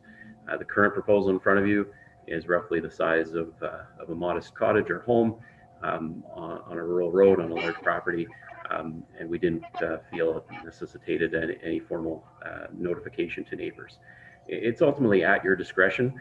Again, I'm sure committee is very familiar with zoning applications, minor variances, where the sign is required, prior notice prepared by staff is sent to a certain circulation area. These are site plans. They comply with the zoning bylaw. There's no amendments requested. It's again at committee's discretion whether you feel any formal notice or a sign is put up just advising neighboring owners that some development has occurred. You're certainly not obligated to, and that has not been the practice in the past. The public information meetings that we talked about for the last applicant are fairly rare. To be honest, the last one I recall was the site plan for Legacy Cottages. Again, did not proceed through a minor variance or zoning approval. It's a pretty comprehensive redevelopment of a resort, and council today asked for a public information meeting. That was, I think, in 2012. That's likely the last time we've done this. So it doesn't come up often. Hopefully that helps explain a bit of background. Thank you. And just a quick supplemental then. If that's the case, I appreciate that that explanation from Director Pink. I don't think it's necessary to put the sign. This can be handled independently and behind the scenes. Thank you. Okay, so do you still want to make a comment, Mr. Mayor Harding? Go ahead. Thank you. Yeah, no, I think it's been said, we don't need a sign. I don't in particular. The Ward B councillors, if we feel like notifying the road association that this is going on, we're doing our job. If we feel that way. Councillor Edwards is a no, but Councillor Mazan may want to alert the road association. I think the one difference between this application and the last application, generally speaking, down Mortimer's Point Road, you believe that they're most residential properties for the most part. This particular right beside this is Butler Plumbing. So we already anticipate some commercial activity on the corner of this lot. So I don't have an issue with this going forward to council next month.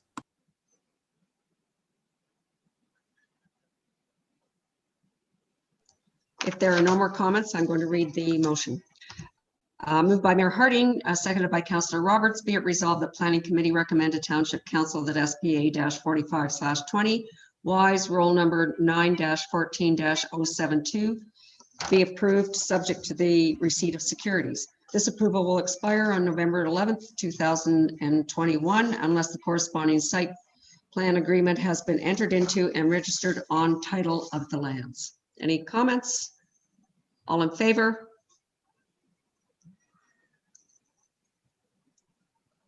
You have a clerk? Yes, Madam Clerk. Great. Okay, thank you. That carries unanimously. All right, we are going to move on now to our report from our director with the really long name of Community Benefits Charge. We all agree, David. Parkland Dedication and Development Charges. So please take it away.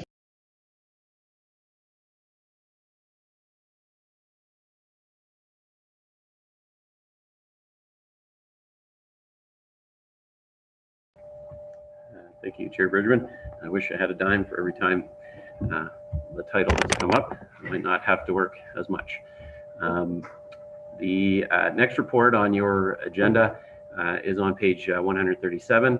I would note it is a joint report by the Mr. Donaldson, the Director of Financial Services, although I don't see him on the call, but I can certainly go over it in his absence. It is a quite technical, some changes that were proposed by or recently proclaimed by the province. I'll try to keep this very sort of brief and high level. But essentially, the province started consulting on some potential changes, starting with Bill 108, followed by Bill 197. And initially what was proposed is, committee is likely very familiar with our cash in lieu of parkland process, where we take land or a cash equivalent during the consent process. What committee may not be as familiar with, that is very common in other municipalities, is Section 37 under the Planning Act, and it's referred to as density bonusing.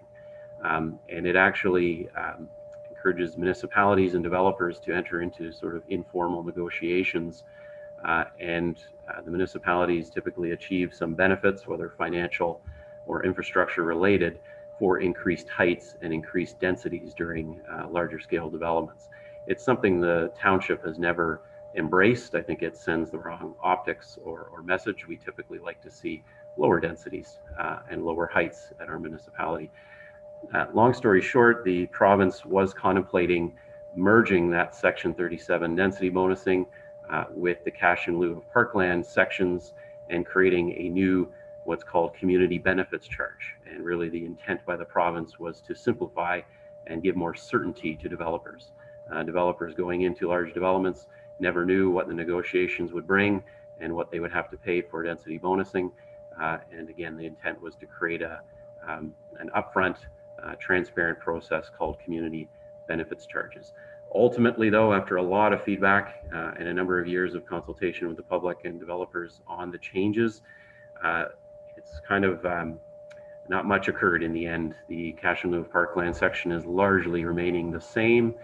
Some minor tweaks to an appeal process if we update our policy or bylaw in the future.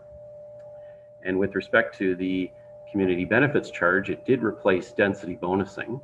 However, the province only allows municipalities to collect it where the development exceeds 10 residential units in a singular building or exceeds 5 stories. As likely committee is generally aware, that's fairly uncommon in our township. I struggle to think of a singular development that exceeds 5 stories or 10 residential units in our township. So it's mainly an information report. Staff's not suggesting any changes. However, if you wish to get in place a community benefits charge program in place, the province has given us 2 years to develop a strategy. Quite a lengthy process to set one up, I would suspect some costs with retaining a consultant and developing a strategy. Again, staff's suggesting that perhaps that may not be worth the effort given the limited development that we see of that nature. However, again, committee may wish to direct otherwise. Happy to answer any questions. Thank you, Mr. Pink. Any questions from anyone? Well, I think, Councillor Hayes. Just a quick question. If we were to develop a CDC, does that take the place of development charges, or do they both live together? Director Pink? No, it would not replace. The development charges remain in place. What was made clear is you would not be able to double dip.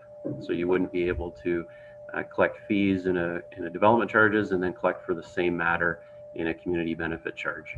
But both do remain. You can still collect both, but you would not be able to double dip. Okay, any more questions? Okay, well, thank you, Mr. Pink. I don't think we're developing that policy right at the moment. So we will move on to the next, which again is from Director Pink and the Official Plan Review Policy Directions Meeting. Thank you. Thank you, Chair Bridgeman.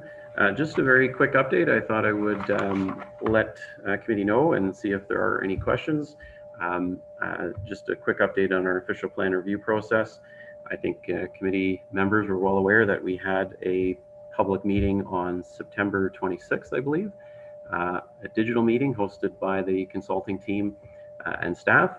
I think based on the feedback we received, I think it was very well received. There was a brief introduction by the consulting team going over the draft policy directions, providing some of that background and information for the community.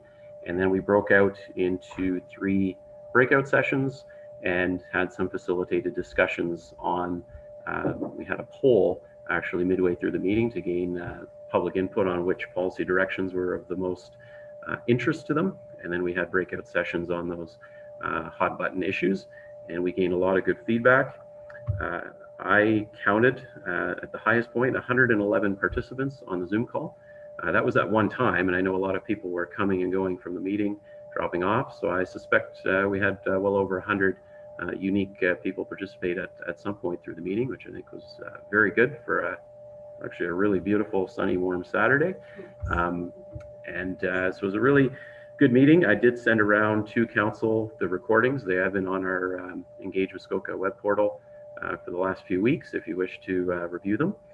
The survey, online survey that was going simultaneously with that matter just closed this past Tuesday, and we received, I believe, 365 responses, which again is an excellent response for, I think, our population size. A little bit lower than the feedback we had with the visioning last summer.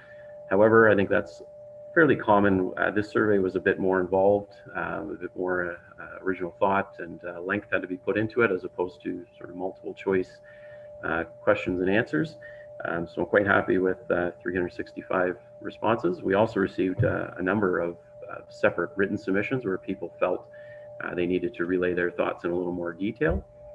And currently what's happening, Lura Consulting is putting together a summary document summarizing all the feedback received, and staff will be presenting that with the consulting team over the course of 2, possibly 3 policy direction meetings later this month. I just sent an email, I think, earlier this week. The meetings, I believe, are October 28th and 30th. Thank you for those who've confirmed. I believe we do have quorum. So hopefully that provides just a quick update and introduction to our next set of meetings. Happy to answer any questions if you had any on the current state of that process. Thank you, Mr. Pink. Anybody have any questions, comments? Our next engagement will be the 28th when we start to work, I think is what it is. So, okay, that's great. All right, so the next item on our agenda is the Heritage and Attainable Housing minutes. Assume you've all read them. Councillor Zavitz.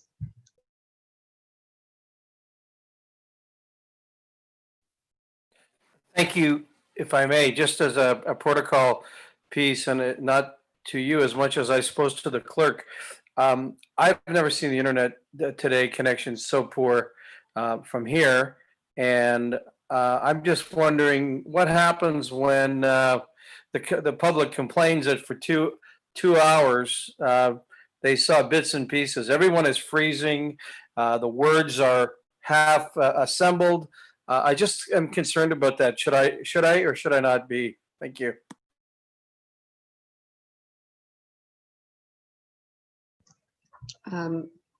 Well, Councillor Zavitz, I will pass this on to the clerk, but I think the answer is it's recorded and we'll put it up. I mean, all it does is tell us again that broadband is such a problem here. But Madam Clerk, would you like to comment?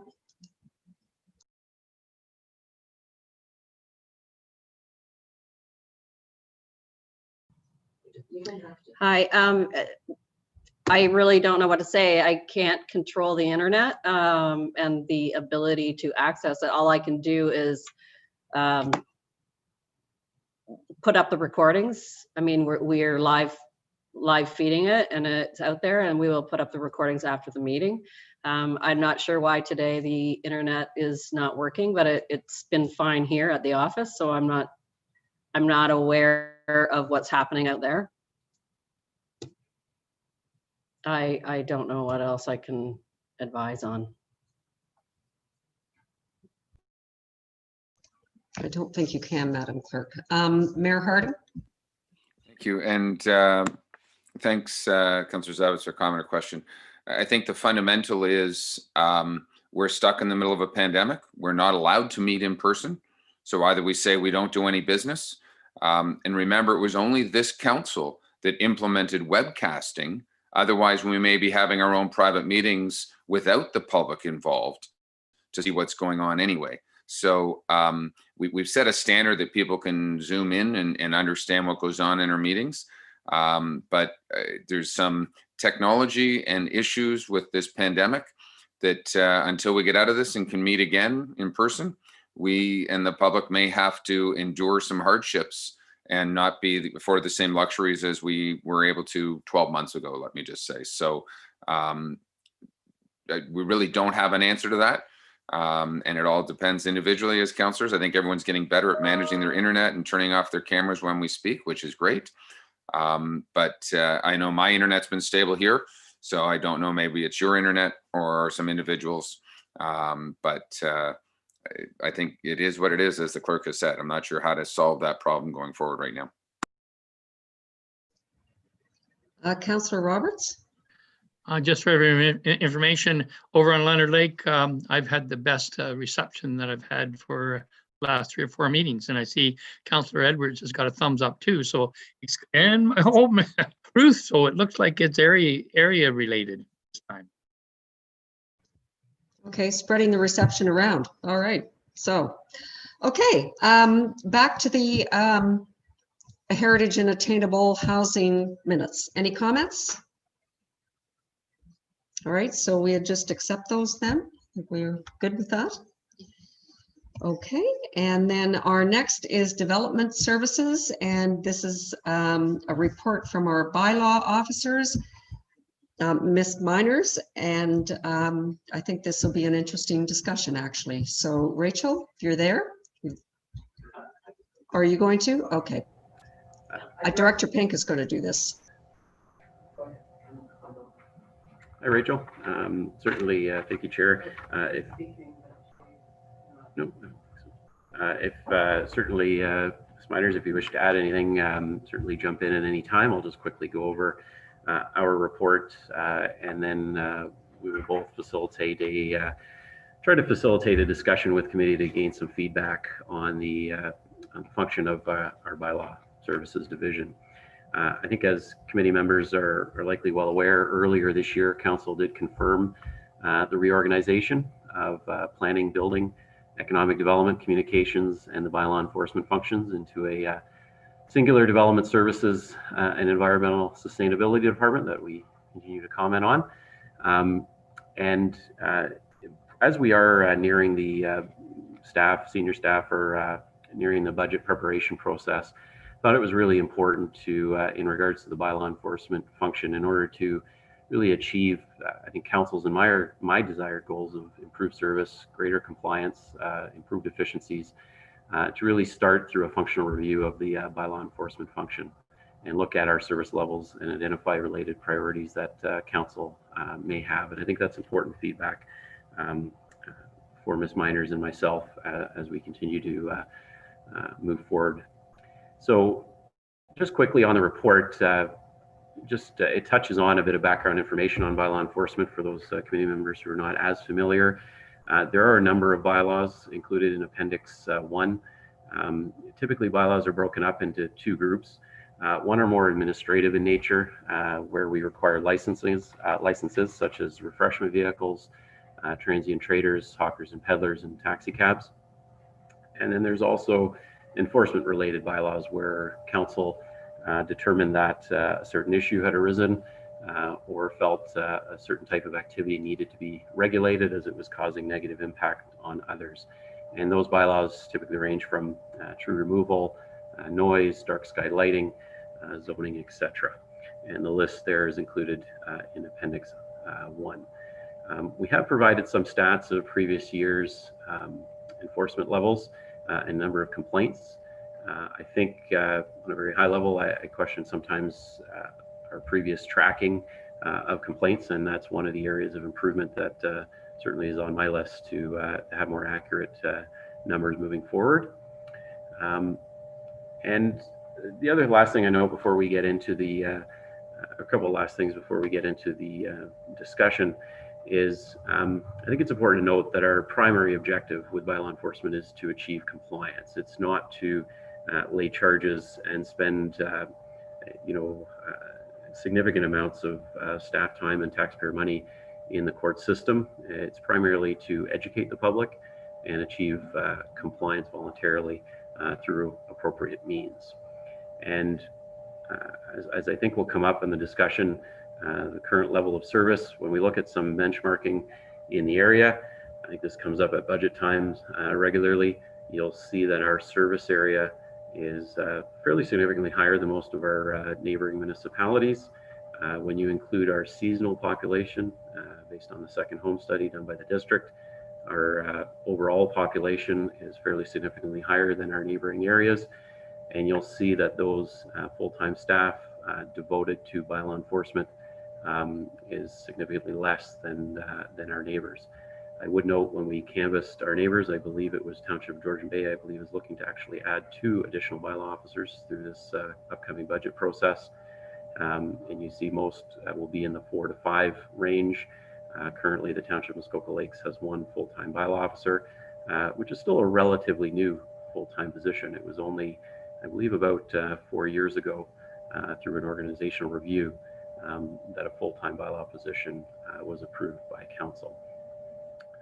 So ultimately, to move on to the discussion, you can see Appendix 2 outlines the approach that we plan to undertake for this functional review. It begins really with a discussion with committee today. Happy to, Ms. Miners and I, to speak to councillors offline after the meeting on additional topics if you wish. But we thought we would start with a discussion today and really look at getting your input and your priority bylaws, looking where there, what bylaws need updating, where there may be gaps, where there may be actual redundancies, and then look forward in the future to bring a policy forward to educate and inform the public, and then ultimately have reporting, proper reporting to council on annual stats.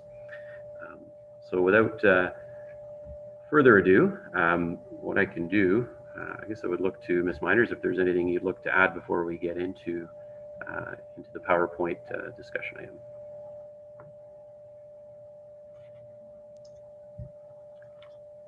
Ms. Miners, anything you'd like to say? Nothing I'd like to say at this point. I think we can get right into the discussion.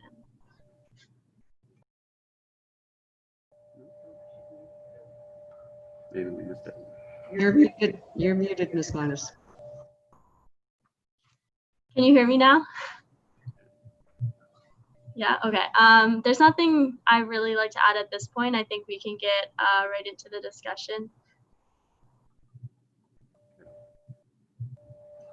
Okay, thank you. I see Councillor Kelly has a question. Thank you, and through you, it's more a discussion. If you're looking for questions, I can hold off. Mr. Pink, do you want to go through your presentation? And I know you've broken it down into various things, so maybe I can just turn it back to you. And I see Councillor Zavitz jump in whenever it works. Okay, please take it.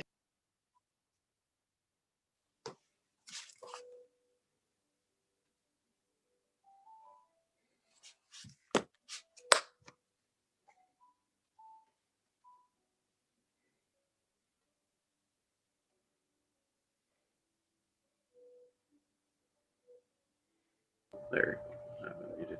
I'm screen sharing. I wasn't sure how to unmute, but I think hopefully everyone can hear me. So again, just like to go through a bit of a facilitated discussion to review this important function at the municipality. Again, the purpose of the presentation and the discussion is really to initiate that review of our function, receive direction from committee, and then we can have a brief talk about next steps. So 4 main areas that we'll work through this morning. One, looking at our list of bylaws and identifying which are in most need of update, looking at those that may be of priority to certain councillors, Moving on to identify any gaps that we may have or redundancies. Have a quick discussion on enforcement, proactive versus reactive, and other matters. And then lastly, look at the level of service and the resources that may be required to change that level of service. So the first question I guess I would throw out on the floor is, in order of priority, if committee members wish to comment on which bylaws you feel are the most important and in need of an update. I've listed those in the one column. You'll note on the top of the other, you may recall, I believe it was at recent meetings and at yesterday's meeting, both the parking and public parks bylaws have been brought forward by the Director of Public Works to update, so we have not included those on the list as they are in the midst of a review.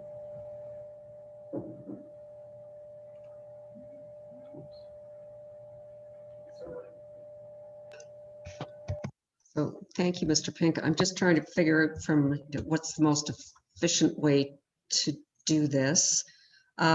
Perhaps we could,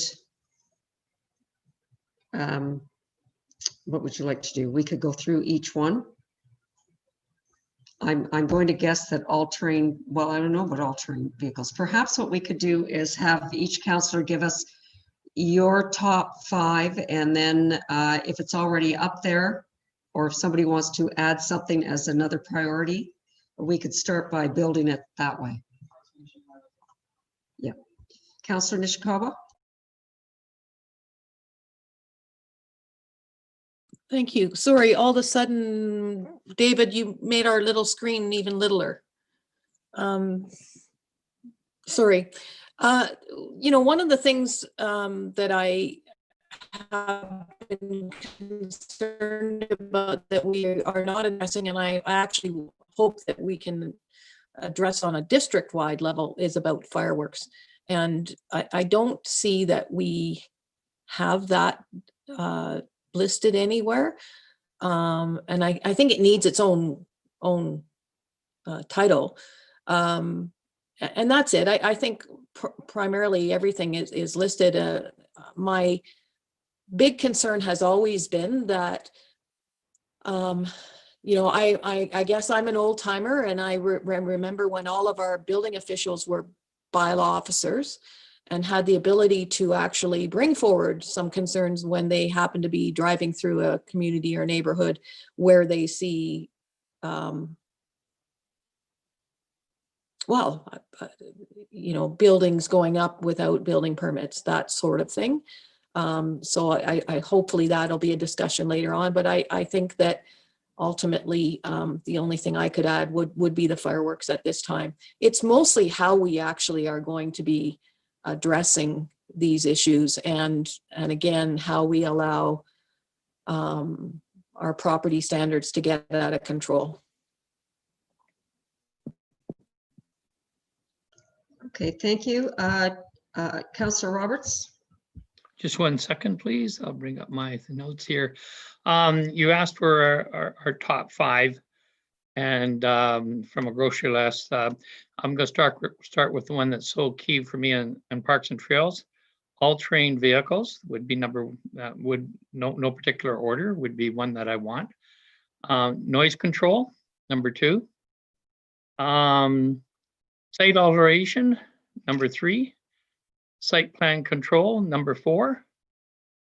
And number 5, tree preservation. So those would be the, I guess I get the 5 that I would feel that is most important to be updated. And I guess more than updated, enhanced and discussed. So we need to review them and say then what do we need to do with all-terrain vehicles. So that's my input to your question, Madam Chair. Thank you, Councillor Roberts. You had the same list I had. Councillor Zavitz? Thank you, Chair. So I'm just going to approach this a little differently, which seems to be my reason for living today. I see the words reactive enforcement, David, and I'm wondering why we aren't looking more to a proactive reinforcement. Here we are picking and choosing which of our bylaws that are in place that we want to highlight, when in fact, when one transgresses with either an exotic animal or a firework, you know, we have laws, we have bylaws of protection for our people, for our taxpayers. It's the people that voted for me don't want me to pick 2 or 3 items. They want what I would call fulsome protection, and I think that I think it's wise to add fireworks. I'm not sure about exotic animals, but if they're here, yeah, we should be sensitive to that piece. So I wouldn't know how to knock any off. Certainly, in fact, I believe that we should be adding more, and I do believe that we should be having a very fulsome discussion about proactive reinforcement of the bylaws that are in place. And that's what I'm hearing from my constituents. They want reinforcement because people are getting away with just everything. And that's, I know it doesn't really answer your question, David, but I mean, all-terrain vehicles, of course, they're not allowed on trails. They shouldn't be allowed on trails. I mean, so I wouldn't know, I'd hate to miss 5 or 6 pieces of this, what is a huge puzzle. Thank you. Thank you, Councillor Zavitz. I believe we're addressing the proactivity a little bit later, so that will come up. And I think, well, maybe I will let Director Pink. Thank you, Chair Bridgeman. Just to clarify, you're right, Councillor Zavitz. That is a question later in the presentation, and certainly looking forward to that feedback. I would just quickly note that with one full-time bylaw officer, it's very difficult to also be proactive when we struggle just being reactive with those volume of complaints that we do receive.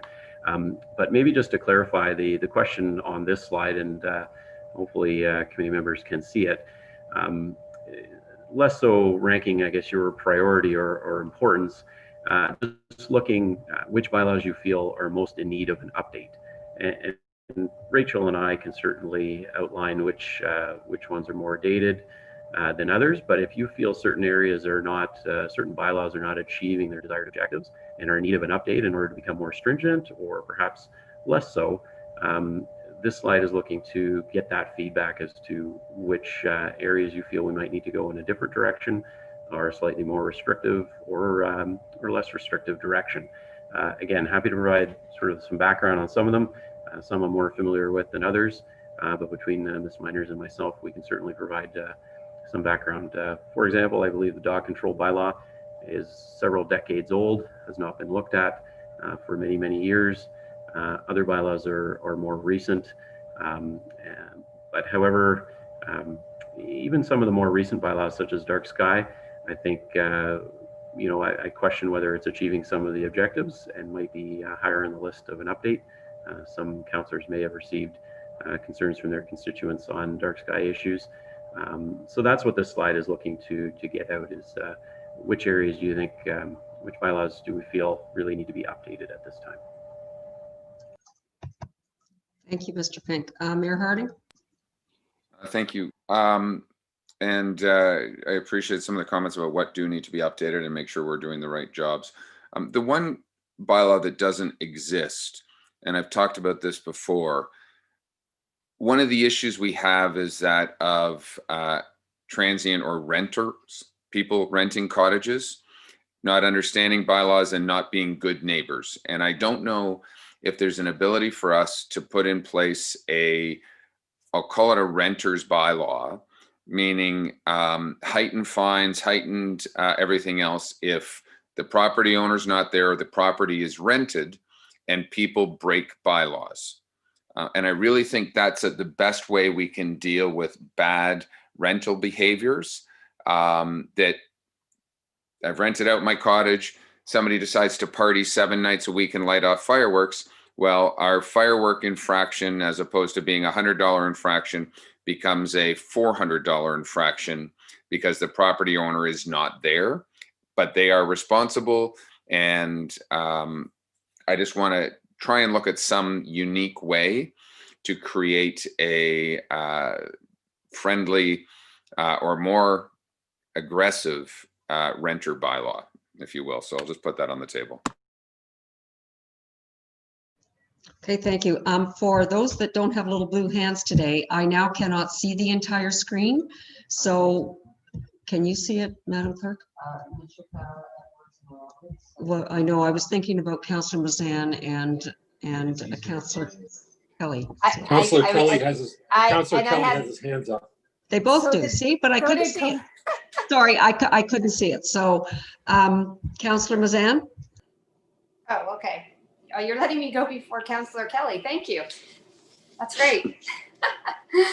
I concur with many that have already come up, so I will not repeat. But another one of the questions was, what do we hear most from the public? So some of the other ones that I've been hearing quite a bit about is the docks and wharves use, updating and making it consistent across the township and well communicated. Noise, I think somebody brought that one up as an often discussed one. David just brought up dark sky. I do get quite a few questions about lighting, inappropriate lighting, especially with some of the bigger properties that are going in. The use of trails, that's already been addressed. And Mayor Harding brought up the one that I had said slightly differently, but the short-term rental. I'm not sure if this is where this falls into. I know that Seguin is currently going through a process, but that is something that gets brought up. And I know it's a tricky one, but it was one that I hadn't seen on here. Other than that, the ones that had been brought forward by Councillor Roberts and Chair Bridgeman were very similar on my list as well. Thanks for letting me go first. You're welcome. It was nothing personal, Councillor Kelly. I couldn't see either one of you. Councillor Kelly? I didn't take it personally until you got thanked. Okay, through you.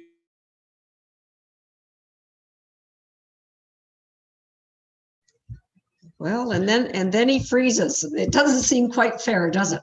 Okay, we'll get back to Councillor Kelly when he comes back on stream. Councillor Edwards?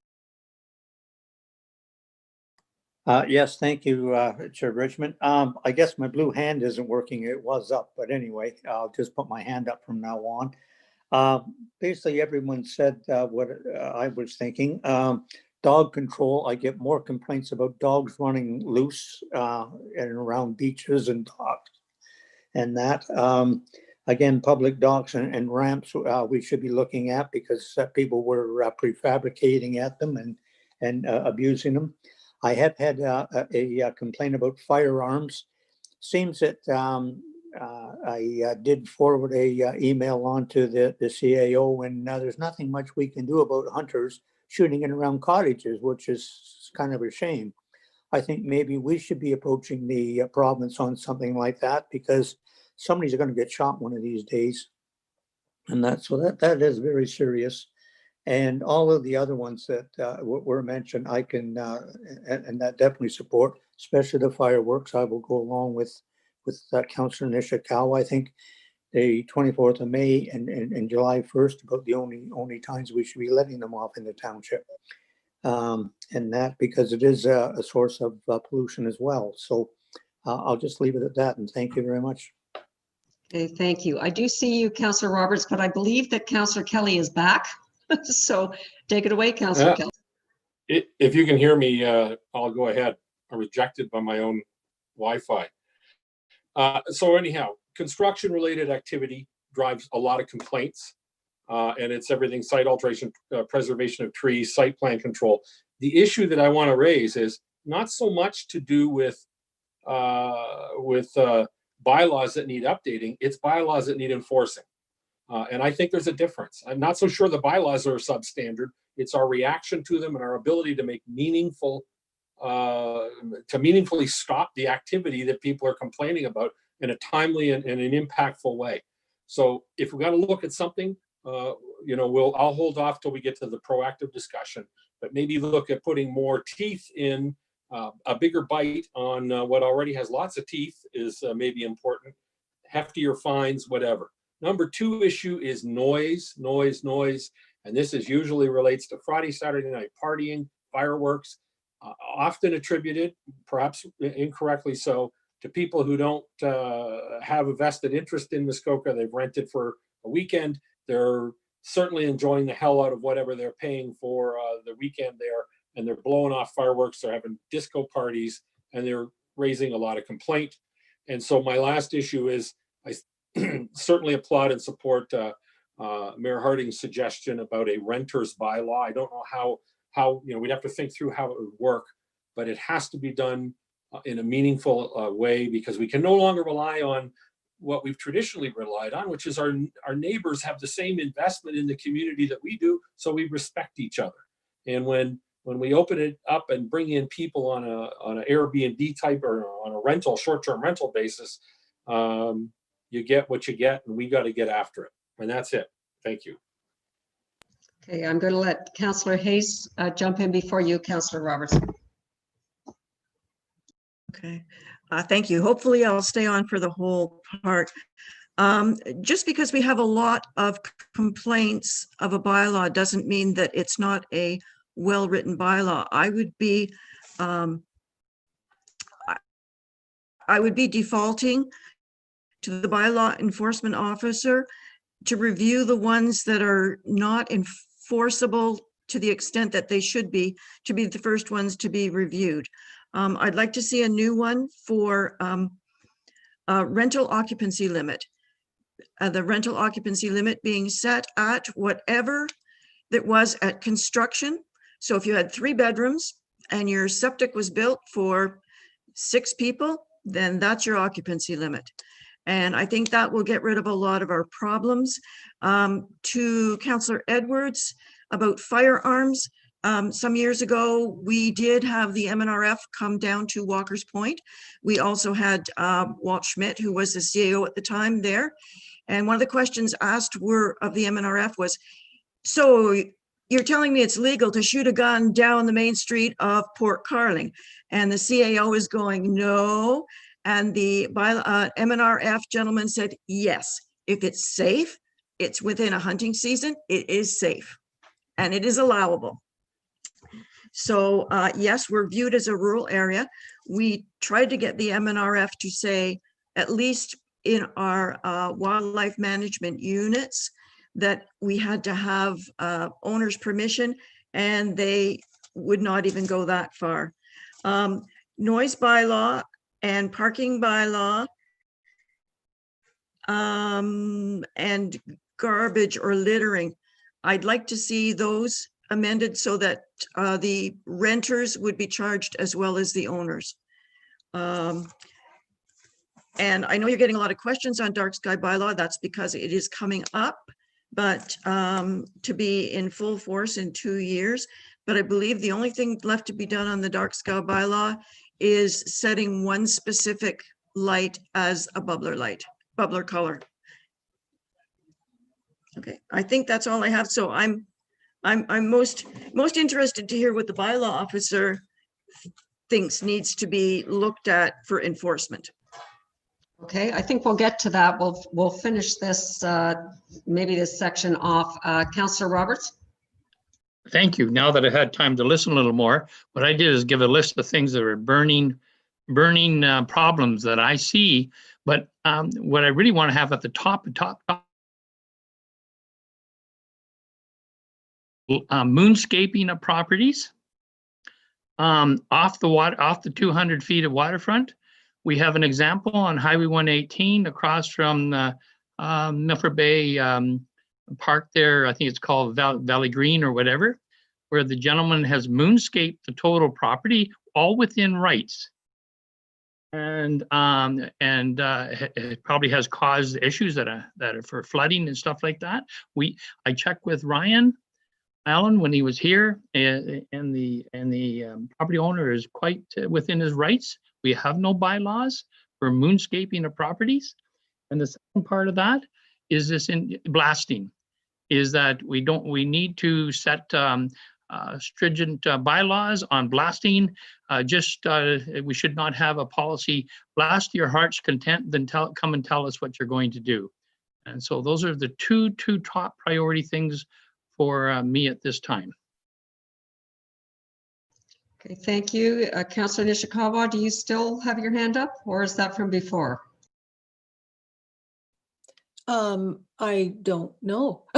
So, no, otherwise, I think I'm just waiting now for, there was some other things that were raised, but ultimately, I hope that we know what the issues are. I hope we can start go to more towards the direction of the proactive discussion before it gets too much later in the day, because I would have to leave the meeting. Okay, we'll try and move that along.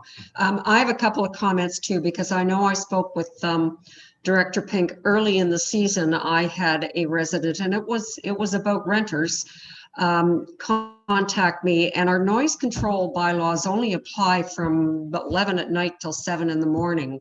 So that means that all day long you can have somebody blasting music everywhere, and it can't, that we have no options, no way to control that. So I would like to see our noise bylaws somehow be able to accommodate excessive noise. The other thing that we did talk about was, and I forget the term we used, David, I think it was lewd behavior. Perhaps we have nothing, because the complaint I received was 10 o'clock in the morning, people urinating off of a dock into a bay so everybody could see them. So we have to, and we have absolutely no power to you're laughing, Councillor Kelly, but we have no power to enforce that.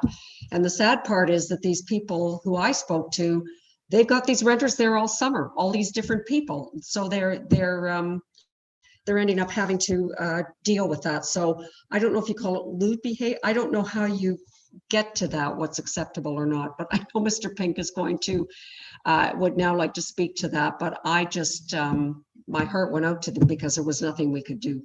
Mr. Pink. Thank you, committee, for all this input. I wouldn't say we're sticking to my presentation in any means, but that's fine. I will try to hit those gaps, and there still are a few where I think some pointed questions and some feedback would be important. But I did just want to comment on a few matters that I've heard throughout the discussion. The first, and I think I'd like to try to change this narrative, because I continue to hear it for many years prior to my involvement in bylaw enforcement, and now as responsible for that division. And it's the impression that that we're not enforcing our bylaws. And I think Councillor Kelly referred to this, that you know, the bylaws themselves aren't the problem, it's enforcing them. We need to stop the activity. And I think it's a bit of a misunderstanding or misconception. Passing the bylaws and enforcing them to the best of our ability, the activity, the illegal activity, will still occur. You are always going to have bad apples in the community. There are laws from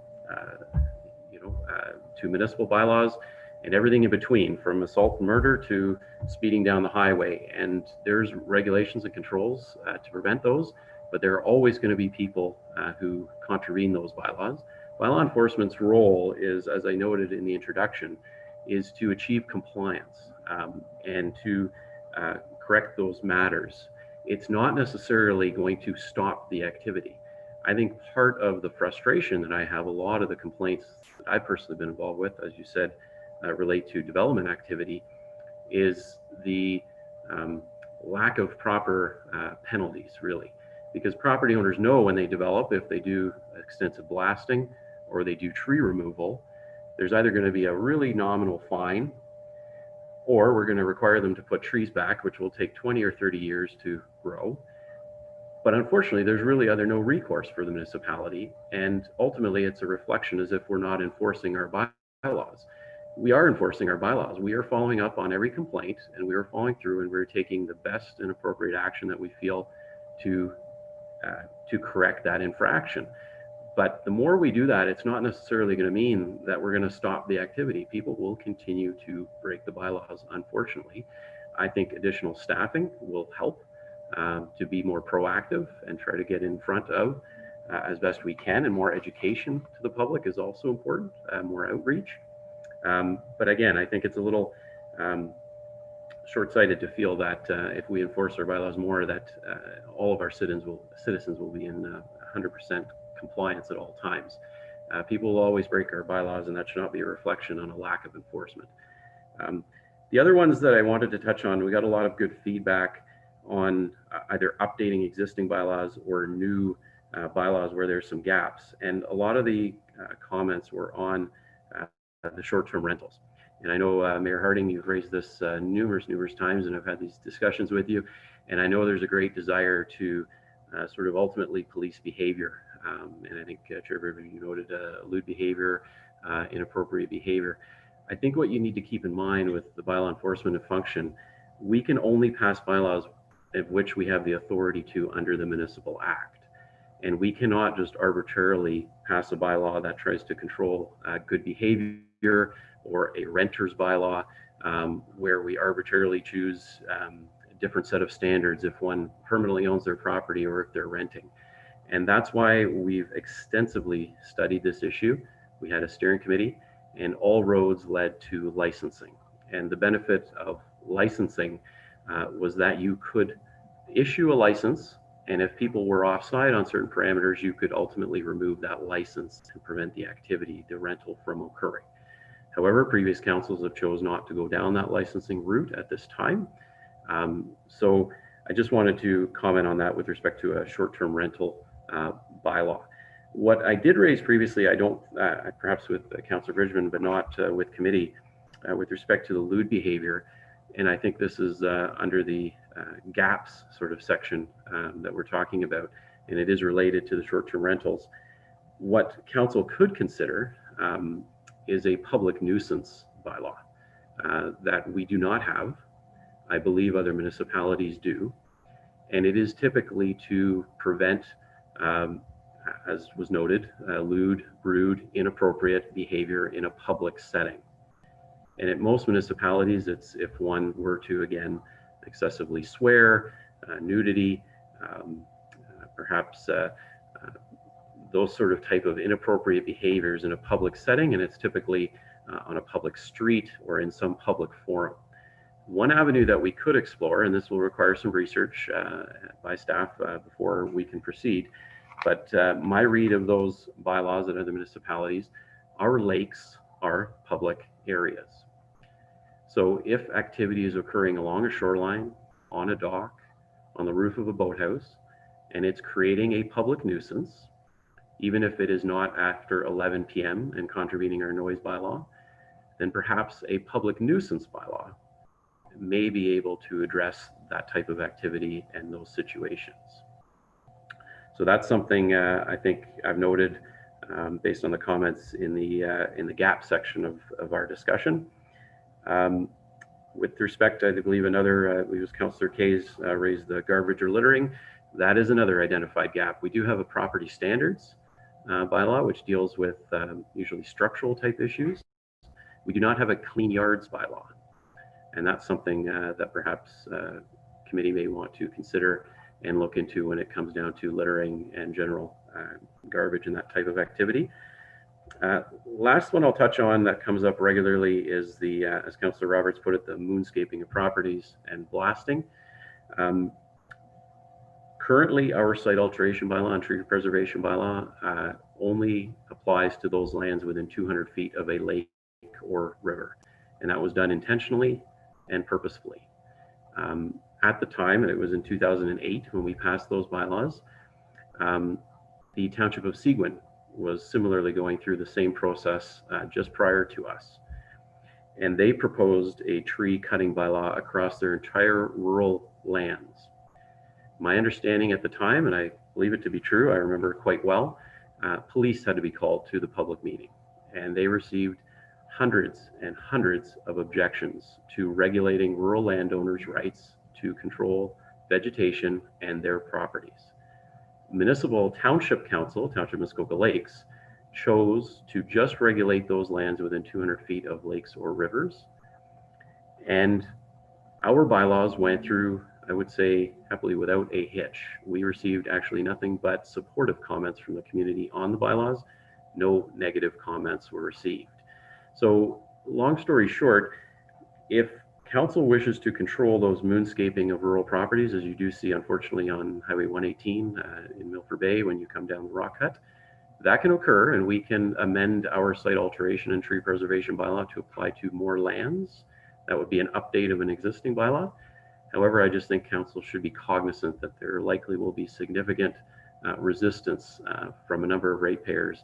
And again, my last comment, and I think we'll get to this later in the discussion, is these are all great ideas, a number of gaps we've identified, a number of new bylaws that we may wish to pursue. I think each time we do so, we really need to be cognizant of the resources that the municipality needs in order to properly then enforce those new rules. If, for example, council wishes to regulate tree cutting on all rural properties, control public nuisances 24 hours a day, control garbage and littering in a clean yards, we need to be able to staff the department appropriately and able to do that. And I think that's a good segue to some of the questions that we haven't touched on yet, which if I can just raise.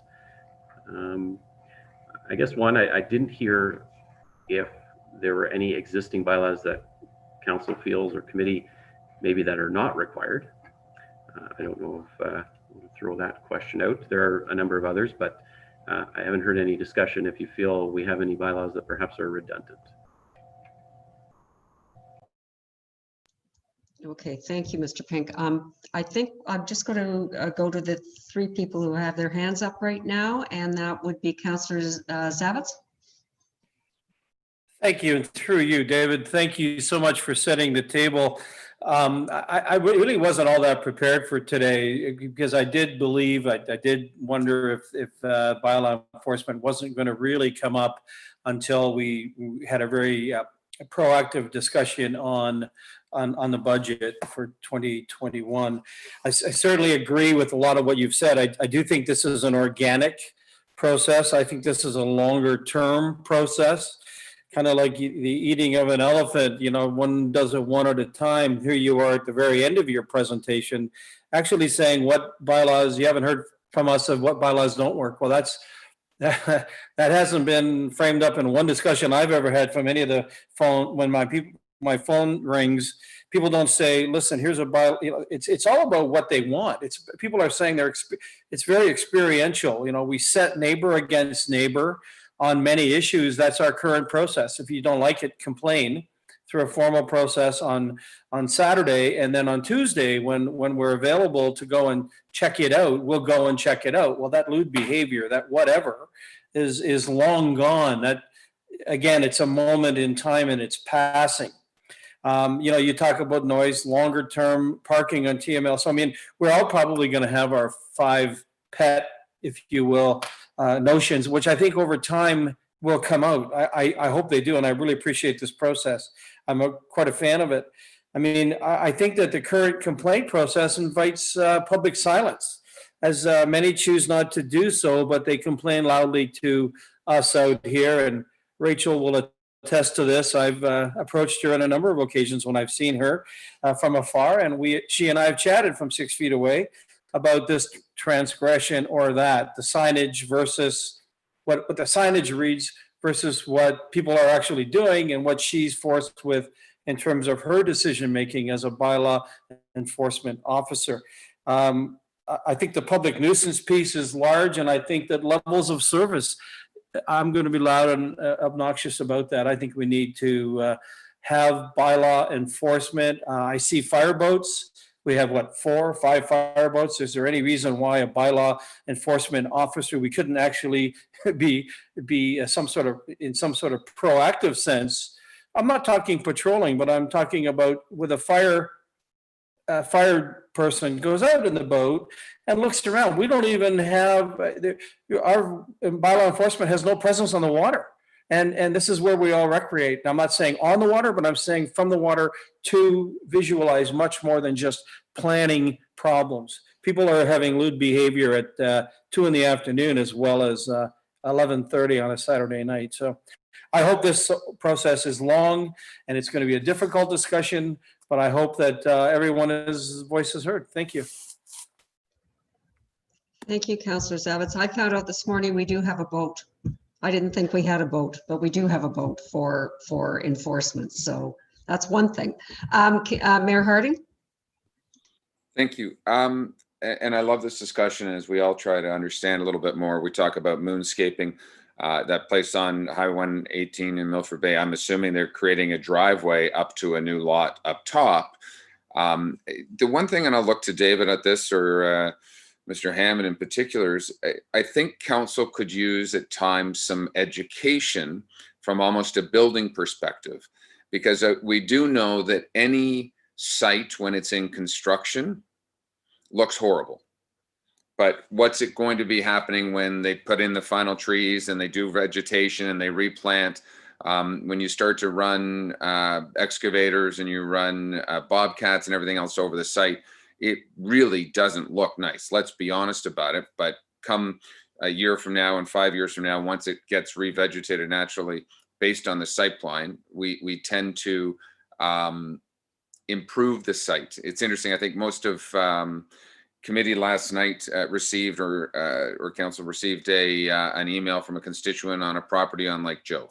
Now it's funny, I went online and I Google Earthed and I saw a very different visual from the top that showed a lot of open rock and a lot of open trees based on the time of year that the photos were taken.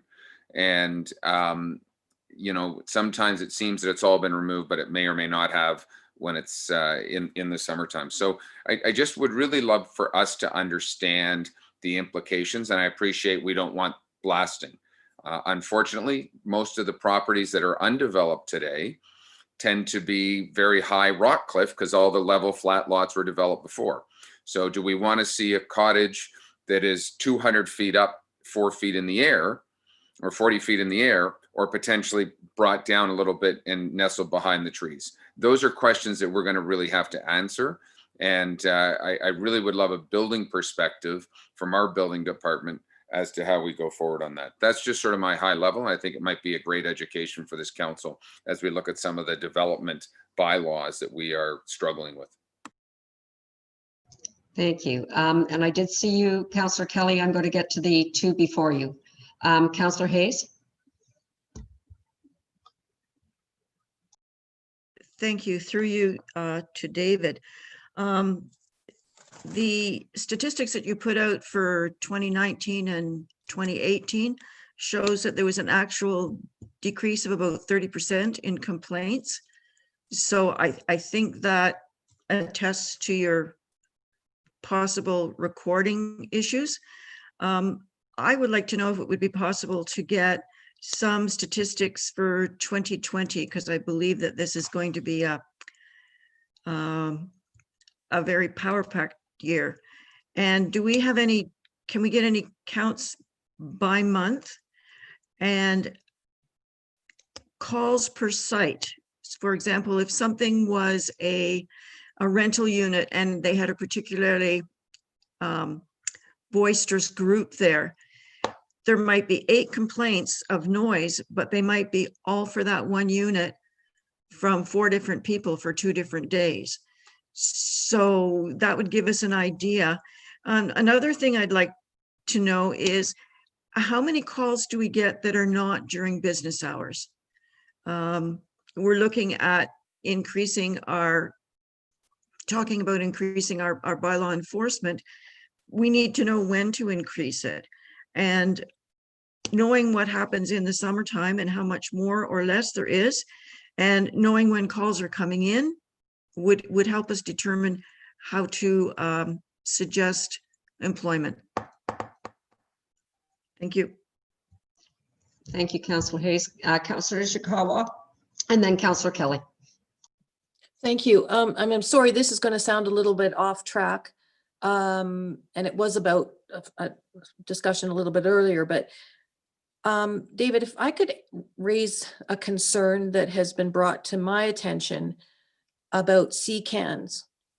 And I note that I went through the concern about sea cans is that it's becoming now the norm of people looking for storage, for instance, of buying these sea cans. which are essentially toxic boxes. And especially when you're in a community like a Balloch, Port Carling, Torrance, for instance, the dangers of these sea cans and the seepage to the ground and how they can affect property owners, neighboring property owners, and the contamination of their groundwaters that may lead to their wells. So it's a bigger discussion, but I will say that I would like to add it to the list, that it certainly other municipalities have been dealing with this.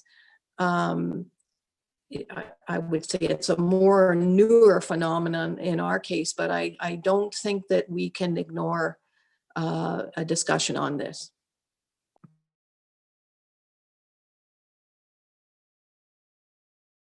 Okay, I think Mr. Pink has noted that. Councillor Kelly. Thank you, and through you, just want to respond or supplement 3 comments that were made earlier. One of them, Councillor Harding mentioned going online and looking at global Earth, or whatever the thing is, Google Earth, to look at the pictures. One of the things that, you know, might be really helpful for bylaw enforcement is the ability to use something like a drone to take before and after shots, or to record the status of a waterfront around a lake or something today and go back 3 years later and see what's been developed without a permit. Just a thought. Number 2, somebody mentioned about counting how many complaints and how many complaints. I know of at least 2 of my neighbors who've just given up complaining. So the number of complaints logged doesn't necessarily measure the frustration out there. There are people who've tried and felt unsatisfied, and they give up trying to control it. The last thought, and a little bit on what Mayor Harding said about the ugliness of a construction site. That moonscape, as Councillor Roberts called it on 118, actually intrigues me, because it looks like the road to nowhere, but I'm curious to see what becomes of it. But the interesting thing is, we can't forget, and it's not lost on me, the only way we can actually see that moonscape is by availing ourselves of a highway, which is a moonscape blasted through the trail, where the trail was blasted 100 years ago, and a rock cut, which I don't think is a natural formation. I mean, sometimes progress is kind of ugly, and but it's necessary, and the net result is something we all become quite used to and comfortable using. So it looks goofy now, but it'll be interesting to see what happens there. That's it. Thanks. Okay, thank you. So I'm wondering, Mr. Pink, we move on to the enforcement, or you'd like to speak? Okay. No, you go ahead. Would like to introduce that? Thank you, Chair. Yes, I was just going to move on to the next question. Thank you for all those comments. Just very quickly on the, I think 2 members commented on the using aerial photos to assist. We actually now have a very good library of air photos by the province. They do a flyover every 5 years, actually quite impressive resolution. And we now have 2008, 2013, and 2018. And they actually have software, the district GIS department, that we contributed to, that actually can identify between leaves and rooftops. And we can actually, in rough form, lay out where the buildings are. Also, planning staff, every time we have any planning application, we take copious amounts of photographs of the shoreline and the property. So, and we throw those in the property files. So between all that information, we have a really good library now when we do receive bylaw complaints, shoreline cutting in particular, where we can go back and have evidence of what the property used to look like. And those air photos are very helpful. We're due for another flyover, I guess, in 2023. The next question, if we can continue to work through the PowerPoint presentation, not that I ever claim to know what a committee will do. I think I know the answer to this one, but I will ask it anyway. Currently, as we discussed, bylaws are predominantly enforced on a reactive basis. We do require that neighboring property owners notify us of concerns before we investigate. We have limited capabilities to be proactive, although we do try to, in known hotspots and certain issues, be as proactive as we can. We do, due to our scale and geographic area and population, we do require to be notified of issues. Is the desire to go to more proactive enforcement. And again, in the interest of time, I think I know your answers, but I did want to ask that question. Okay, so do we want to comment? I mean, I'm sure the answer is yes. Councillor Roberts? Excuse me, Councillor Roberts? Yes, I do want to go proactive, and I'll come back on ideas on how we can improve our enforcement. Okay, thank you. And Councillor Hayes? As being one of the councillors that was sitting on council when we did have a bylaw officer who was proactive, be very careful what you wish for. I would definitely support being proactive in development issues, but for everything else, I would like to remain reactive. I really don't think that I want to send Miss Miners out patrolling for dogs. I think that would be a waste of her time. However, looking at development issues, absolutely, definitely. So I think that we have to be careful what we're proactive with and what we're reactive with. I agree. But... Good comment. So I think, Councillor Jaglowitz? Thank you, Chair. Actually, I was trying to follow the rules. That's why I didn't speak earlier. And I noticed that you skipped over the slide headed prioritize. That's the one I wanted to speak to. Can I do that now? Is that appropriate? Absolutely. Go ahead. Okay. So when we want to prioritize, we have to look at where the problems are. And if you look at the complaints, I grouped all the property related ones together: property standards, tree preservation, site alteration, zoning, site plan control. And if you add all of those cumulative together, they become the largest number of complaints, and they all relate to development on our lakes. And so it's my belief this is where we should look first. And as far as trying to determine whether our bylaws are adequate or not, we should look at what's happened. And I would suggest we pull out some examples. I was going to reference the one we all got notified of that Mayor Harding referred to on Woodruff Road, but it would be very simple to go back over 2020 and pick out major development planning applications that have been acted on and pick out 3 or 4 that have been abused and follow those and find out where we failed. Did we fail because our bylaws were weak? And if they were, how can we fix them? Did we fail because we didn't enforce properly? And use that as a way of coming up with a way of trying to be better at what we do. And I don't know how all of you feel, but we all get noise complaints. We all get all of these. But isn't the biggest one how our landscape is being abused? Or at least that's the perception. And maybe it's time to take a good look at that. And I think this is a staff role to actually find out why. And you know, Councillor Kelly, you know what's happening on Riverdale. How did that get to happen? And what are we going to do to fix it? And that's not pointing fingers at staff didn't do it right or whatever, but that at least that would be my approach. And then so I'll give that as for some consideration. Councillor Mazan. Thank you, and through you. I'm not sure exactly where my feedback is falling either between prioritize or level of service, so I apologize, David. I've been trying to follow the process. I would like to back up just for a moment because I think the bylaw process, as I understand it, we need to have clear bylaws. There needs to be clear expectations, which is something that we were identifying initially. And then we need to understand what the process is. These then need to be well communicated and understood by the audience. I think the process would be then that we have enforcement that is gaining to seek compliance, and then there's enforcement. And so when I thought, well, my mind is going through that process, I was listening to what Councillor Hayes said, and I would agree. I think there's probably a hybrid approach so that we understand what problems are we actually trying to solve. So I went back to our actual bylaw enforcement form that we have and to the FAQs that we have on the back. And so specifically, and I'm just giving one example, something like tree cutting, but this is something that I hear about quite consistently. A property owner has cut trees within 200 feet of a navigable waterway. What can be done?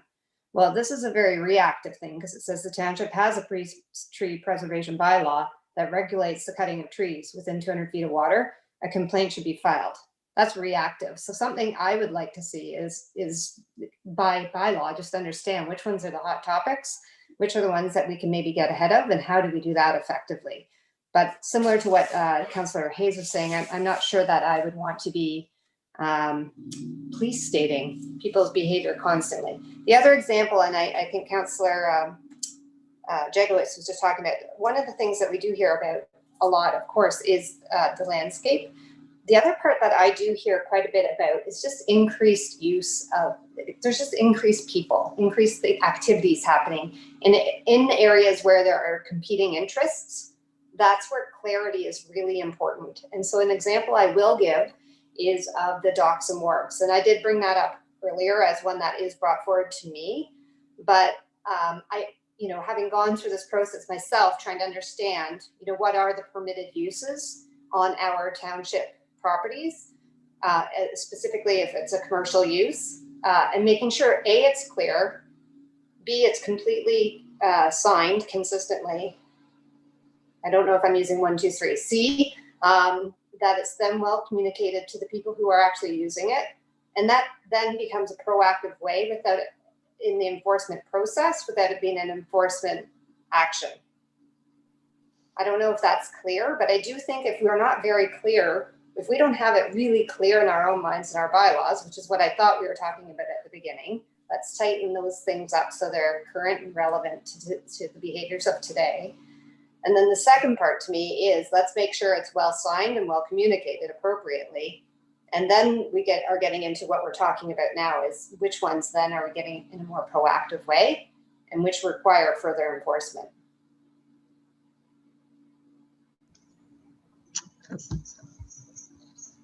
You good? I don't know if I've just taken us completely off track. No. I don't know how to get my thoughts in an organized way here.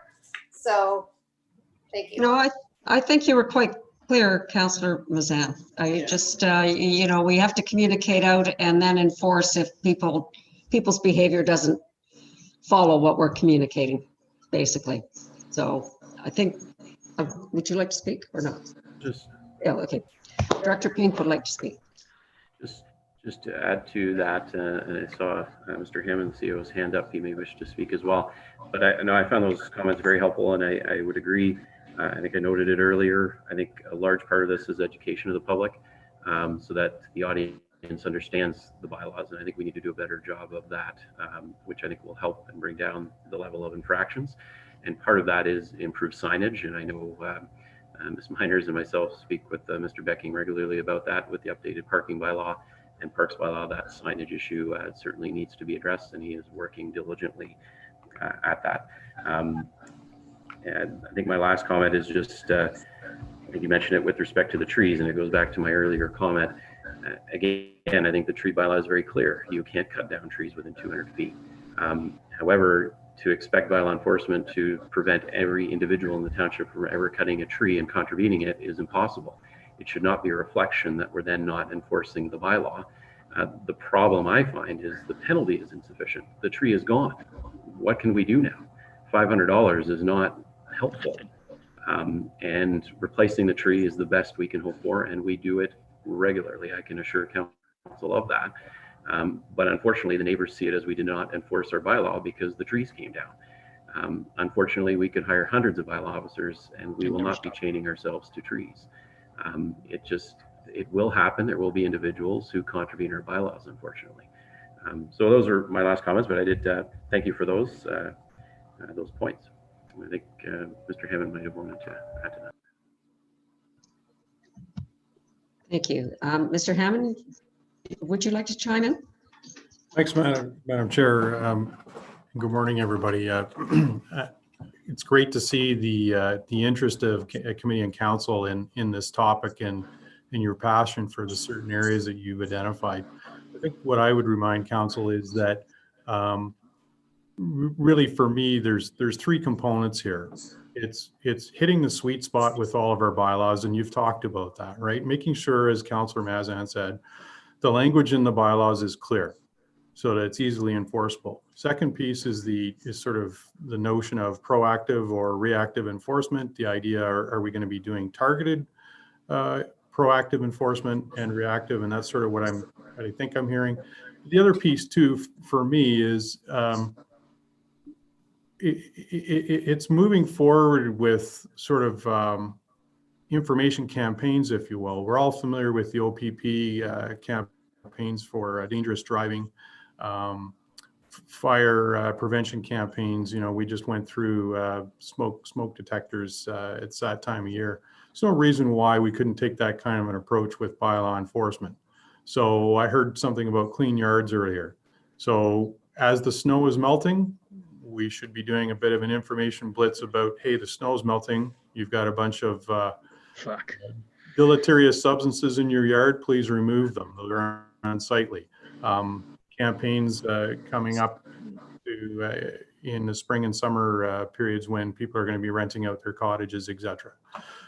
So I don't see these necessarily as successive initiatives. They're kind of concurrent, but it'll just take us a while to sort of get to that end point, if you will. Hopefully that's helpful. Thanks, Madam Chair. Thank you. Councillor Zavitz, I do see your hand up. Are you wishing to speak? And I see you, Councillor. Yeah, no, my hand's up. Thank you, Chair. And again, I think, David, to your earlier point, as we're putting all these ideas in a hopper, which is great that as we move forward, it's going to be a process. I think if you take a blank sheet of paper and draw a line right down the middle, and on the left side you put property standards at the top, and on the right side you put nuisance and conduct, I think then you flesh out all those pieces, which I think a lot of what you've heard today, it gets you a long ways along. I think the two words I heard loud and clear, hope you did, I mean, compliance and penalty. Penalty, what a harsh word. We don't usually use that word, but I think that to Derek's, the CAO's earlier comment of campaigns supporting the proper conduct, that's really what we'd be doing, is it telling people what we hope they don't do, and or so please do clean up your yard, et cetera, et cetera. I think, as Councillor Nishikawa said hours ago, you know, over here in Ward A, so the wards are different. We have many 60-foot lots, 80-foot lots, 100-foot lots, and all of the development rights that come with that, and the people then occupy, so more compression of people. I think we're often asked questions of bylaws that could be responded more fully by a bylaw enforcement officer. Maybe we change their title and they're a community information specialist. I don't know what that means, but I think we need to embrace the idea, the notion that we're moving forward with the, you know, the parking bylaw. Great, that does need to be updated. The signs do need to be changed, and I think that I would love this direction that we're moving forward. So thank you. Thank you. Councillor Edwards. Yes, and thank you, Chair Bridgeman. I can't remember when it was or who it was, but somebody mentioned about selling shoreline road allowances. And, you know, if we didn't sell them, we would control them for the simple fact that they'd be cutting trees down on our property. And then we could lease some of that out rather than that. And I don't know, I think it was about 6 or 7 years ago, someone mentioned it. I don't know if that's actually applicable, but, you know, if we own the shore road allowance and then we could lease it out, we'd have money coming in. Plus we could control the amount of vegetation that was cut and everything else like that. So it's just a thought. But then we'd have some teeth in it if somebody went onto our property and cut the trees down. You're assuming they're not cutting the trees down because they don't own it? We're back to behavior again, right? Anyway, who else did I see here? Councillor Hayes. Just a suggestion. There have been several bylaws that have been developed by committees that included people from the public and counselors. And I'm forgetting which counselor it was, but I think all of the counselors would agree that we probably hear more complaints than the bylaw officer receives formal complaints. So what we've heard could be invaluable in the development of any bylaws. So I would suggest that you look at that format going forward to review and develop new bylaws. The ones that appear to be developed by the committees are fairly fulsome and I think are standing the test of time. Councillor Mazan. Thank you, and through you. Just building upon that, we do end up hearing a lot of other complaints that people will then not end up following up with themselves. So that begs the question, is it just the need to vent? And or is there a real complaint? And when we went through this bylaw enforcement exercise, I would say, it feels like a lifetime ago, but a couple of years ago, and we re-looked at the communications around it. We looked at the process. One thing that was flagged, and I think it would be good to note, this is maybe a comment to staff, is to have somebody go through the process again, as if you were a complainant, and understand the system and understand where we might make it a bit more customer friendly. So the example back 2 years ago, I ended up calling and going through I did an after hours call. So, and as a customer, if it was 11 o'clock at night and your neighbor's complaining or the dog is barking, is there opportunities in that process to help mitigate some of the frustration that people might have in those moments? And I would say my experience was yes, not that it wasn't a good system, but there certainly was improvements.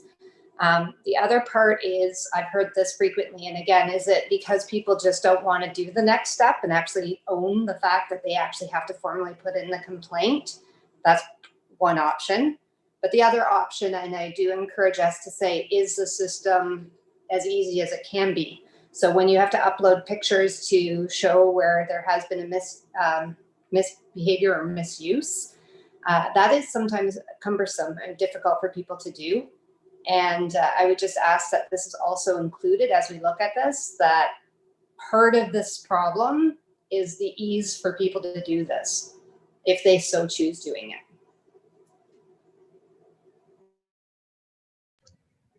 Okay, so it's 12:15 and I know we have the level of service to do. I just wondering if we take a 5-minute break, because it looks to me that after this discussion, I hate to say this, but it looks like it'll be a fairly short meeting. Or do we want to break for lunch? I know Mayor Harding does not want to. So let's take a 5-minute comfort break and then we'll come back and finish off, I hope by 1. Okay. Okay, 5 minutes.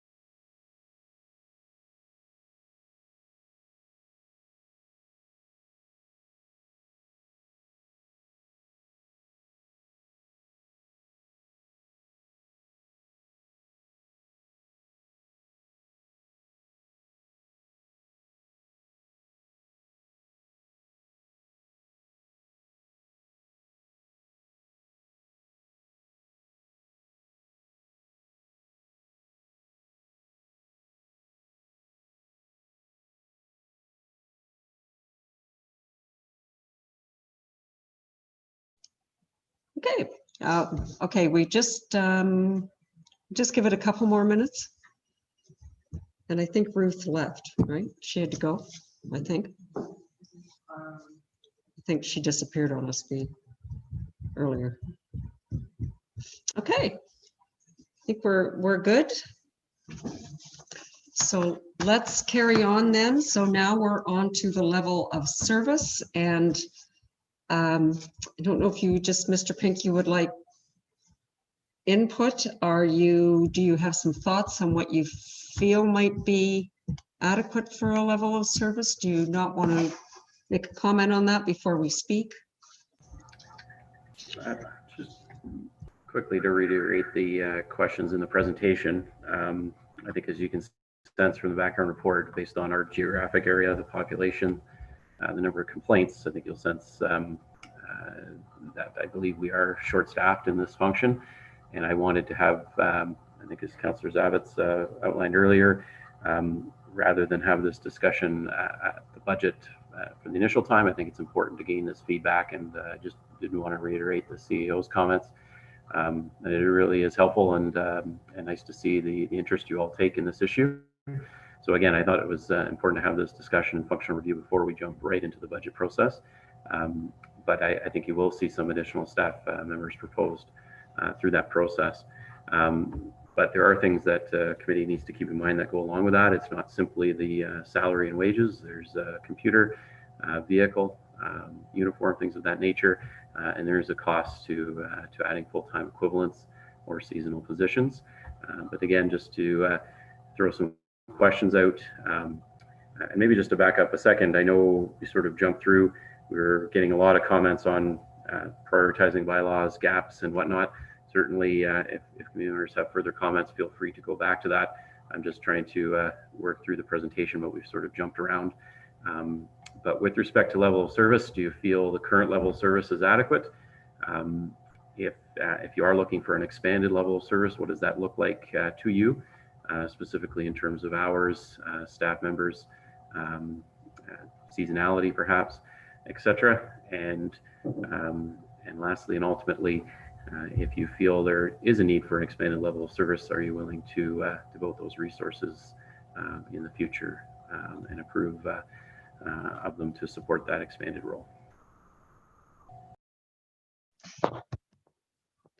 Thank you. Councillor Hayes. Yeah, looking at the statistics you've provided, I don't know how many possible court cases there are in 2020 or how many current open cases there are. I realize these take a lot of time, but not knowing that, I can't comment. I don't know how long it takes to resolve a call. How long have all the calls been resolved? How long did it take? Are we behind? I don't know how many calls were answered during the day or how many calls came in at night. So I don't think I can really comment on staff complement right now, because I don't know if we are keeping up with everything. If we're keeping up with everything, then why do we need more staff? I think the first thing to do is review our bylaws and get them in place the way that they should be, so that they're clear, concise, and enforceable, and then go from there. Thank you. Councillor Kelly. Excuse me, thank you, and through you. I'm not going to call out a specific number, but I will tell you that I think we need to be staffed up to be able to respond in a very timely manner to complaints, at least the seasonal complaints that are, regularly arise on weekends and on Friday nights and Monday of holiday weekends. We need to be able to respond to those on a timely basis from May 15th till Thanksgiving, I guess. I think there's less issue in the off season, but I do notice that there's a lot of questionable construction activity that takes place in the off season where nobody's around necessarily to signal it and call it out. So maybe the same resources can be dedicated to more of a patrol-like approach to following up and checking up on work that's being done, as opposed to waiting for the phone to ring in the middle of the winter. Thank you. Councillor Zavitz. Thank you, and through you, to an earlier comment, I'm not so sure it is our bylaws that are the problem. They don't seem to be the problem on Saturday night. You know, I think, David, you're trying to get a sense of our appetite, you're taking our temperature, if you will, in terms of our degree of interest in this. And I'm hearing a lot about construction. Of course, that's a facet. And I'm hearing a lot about sort of all other. And I think all other, again, is that nuisance and conduct piece. I mean, I could show you an example right now by standing up and facing my computer the other way. And someone sent me a picture of a notice of a warning we put on a pontoon boat at our public dock in Torrance a week ago. That boat has been moved twice, used over a weekend. It's sitting back where it was. So that notice that we put on there as a warning of that there's a 4-hour parking limit for boats, no matter what the season, there it is. And that boat's sitting there right now. So, and I use that illustratively. That's not a reflection on anyone. That to me is the situation that we're faced with. That's the status. I think that's why this has been brought so forward to us here and now. So I'll leave it at that. But I mean, that just sort of brings us to an exclamation point. Thank you. Councillor Roberts, and then Councillor Edwards, I do see you. Thank you, Madam Chair, and through you. I don't think we should be nervous about the cost. I think that why are we writing all these rules and bylaws if we're not prepared to enforce them in a timely manner? And so I'd be interested in what the equivalent cost would be for one person, including uniform and everything and wages, so that I can say whether, okay, is it $100,000 a year? Could we get a budget for $400,000 and then make it work? I did write our CAO a couple of weeks ago with an idea, and he said, wait, it's going to come up, and here it is. And going back to something that Councillor Hayes was talking about, about 4 years ago, before we had a bylaw officer, we had a number of bylaw officers that were enforcing. And I think we should bring them back into the fold to do enforcement. I think enforcement needs to be some type of 724 coverage, because big activity happens on the weekends on the side of nuisances. I think I'm guessing that Ms. Miners will write down a report in the field and go back and type it into a computer. Back in the 80s, we developed ticketing systems for tech support. I think that the technology must be there. And David, you should put in your budget that you have an app on the phones that any bylaw officer could quickly create an incident ticket on an infraction. He or she may not be the one that actions it, but someone else could. And then we could be having a better source of information to make decisions. What else I have? Basically, I had a lot of other ideas, but I'll leave that and let other people have it. But I think we've just got to, don't be afraid of the cost. Understand what it costs per person. And then let's figure out what we can do. But we don't even have a boat. Oh, I guess we do have a boat, but we need to be on the water. And again, on the proactive part, I'm not talking about dog catchers.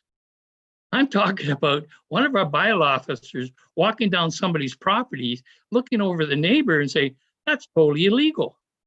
Let him or her write it down and have someone follow up. So that was, I didn't hope I get a bunch of dog catchers. That's all I have to say. Thank you. Just before I go to you, Councillor Edwards, I will say that I had 3 different groups who are very active in our municipality all tell me this summer that they would support a tax increase to increase enforcement, because of course that was the question that I came back with when the non-enforcement of our bylaws was put to me. So I just thought I'd throw that out. Councillor Edwards. Actually, thank you, Chair Bridgeman.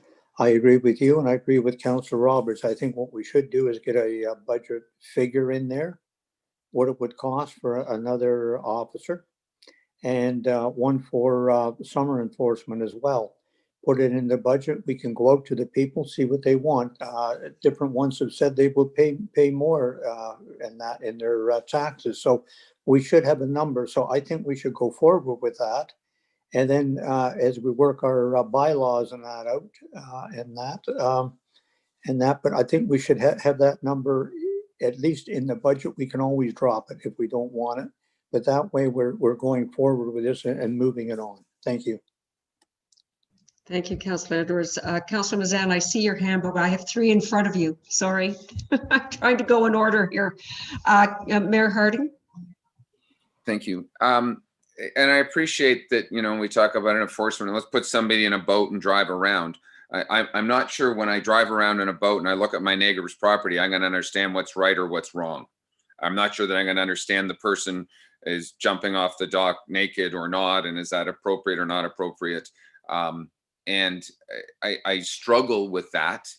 You know, we have OPP enforcement on the water, and they don't catch half the people doing all the bad things at the best of times. So what I think I'd love to truly understand, and I think Rachel can help us out with this, is maybe an analysis from our bylaw department that comes in that on a Monday morning, how many complaints have been logged over the weekend or at 9 o'clock or 8 o'clock in the morning when you come into the office? What's been logged through the internet?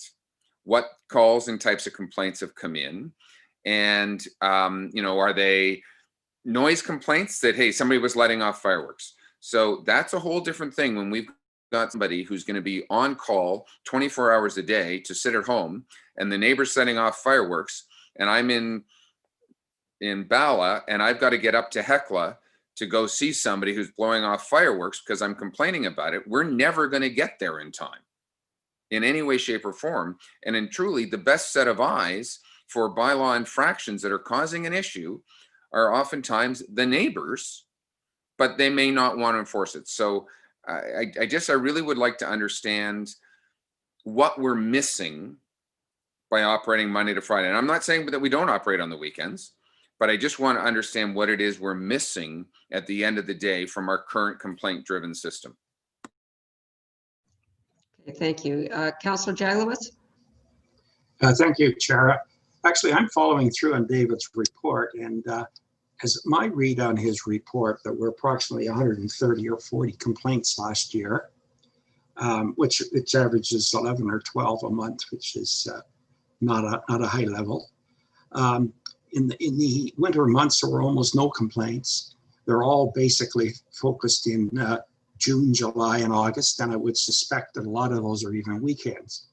So adding another bylaw officer to work a 5-day week, 8:30 till 4, and no weekend coverage, I don't think is the answer. Clearly, we need the coverage when the incidents are occurring.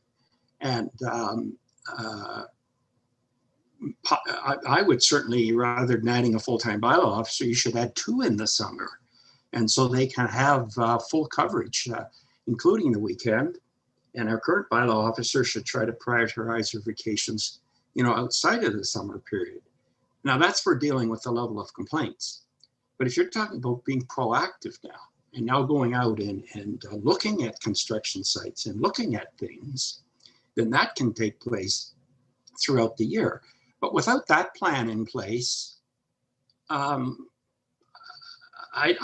you have to make sure if you're going to add costs, and I have no problem adding costs, but it has to be productive in some way. So what I would be looking for is something from the director that indicates where we need the coverage for what type of thing. Once again, maybe it's not a bylaw officer. Maybe we need a paralegal to push these things through the courts, or I don't know. I don't know what the answer is, but I certainly, having 2 bylaw officers working the shifts we're working out certainly isn't going to, like they'll be just looking at each other during the winter months. Like I'm looking here, September, October, 0 complaints, November, 0 complaints, December, 2 or 3. January, February is not even showing, you know, so just have to, so I have no problem adding the cost, but should be done in a fashion that achieves something.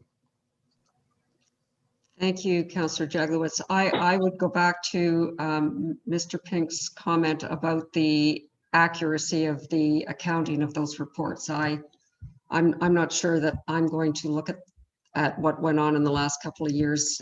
So that would be my comment. Councillor Mazan, you are up next. Thank you, and through you. It is a bit different when you don't have the blue hand. You feel a little bit more like you've seen.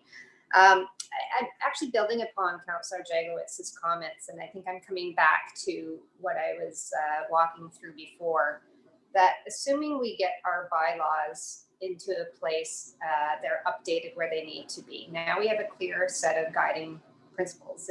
The rules are clear. I come back to then the process, and I highlighted that there are opportunities, and I would argue there are opportunities that we could look at. And that really is touching upon exactly what Councillor Jagowitz is saying. I would be interested in understanding, I'm supportive of adding resources. I just want to understand exactly how these resources are best used and deployed. So for example, if somebody is to call after hours, one of the things I learned very early on, you're not likely to send somebody from Port Carling up to the top of Lake Joe at 11 o'clock at night for a noise complaint, especially on their own. And I'm sure that Rachel is probably breathing a sigh of relief thinking that. So I think there are some practical parts to bylaw enforcement that I would like to make sure I'm understanding before I approve an extra body.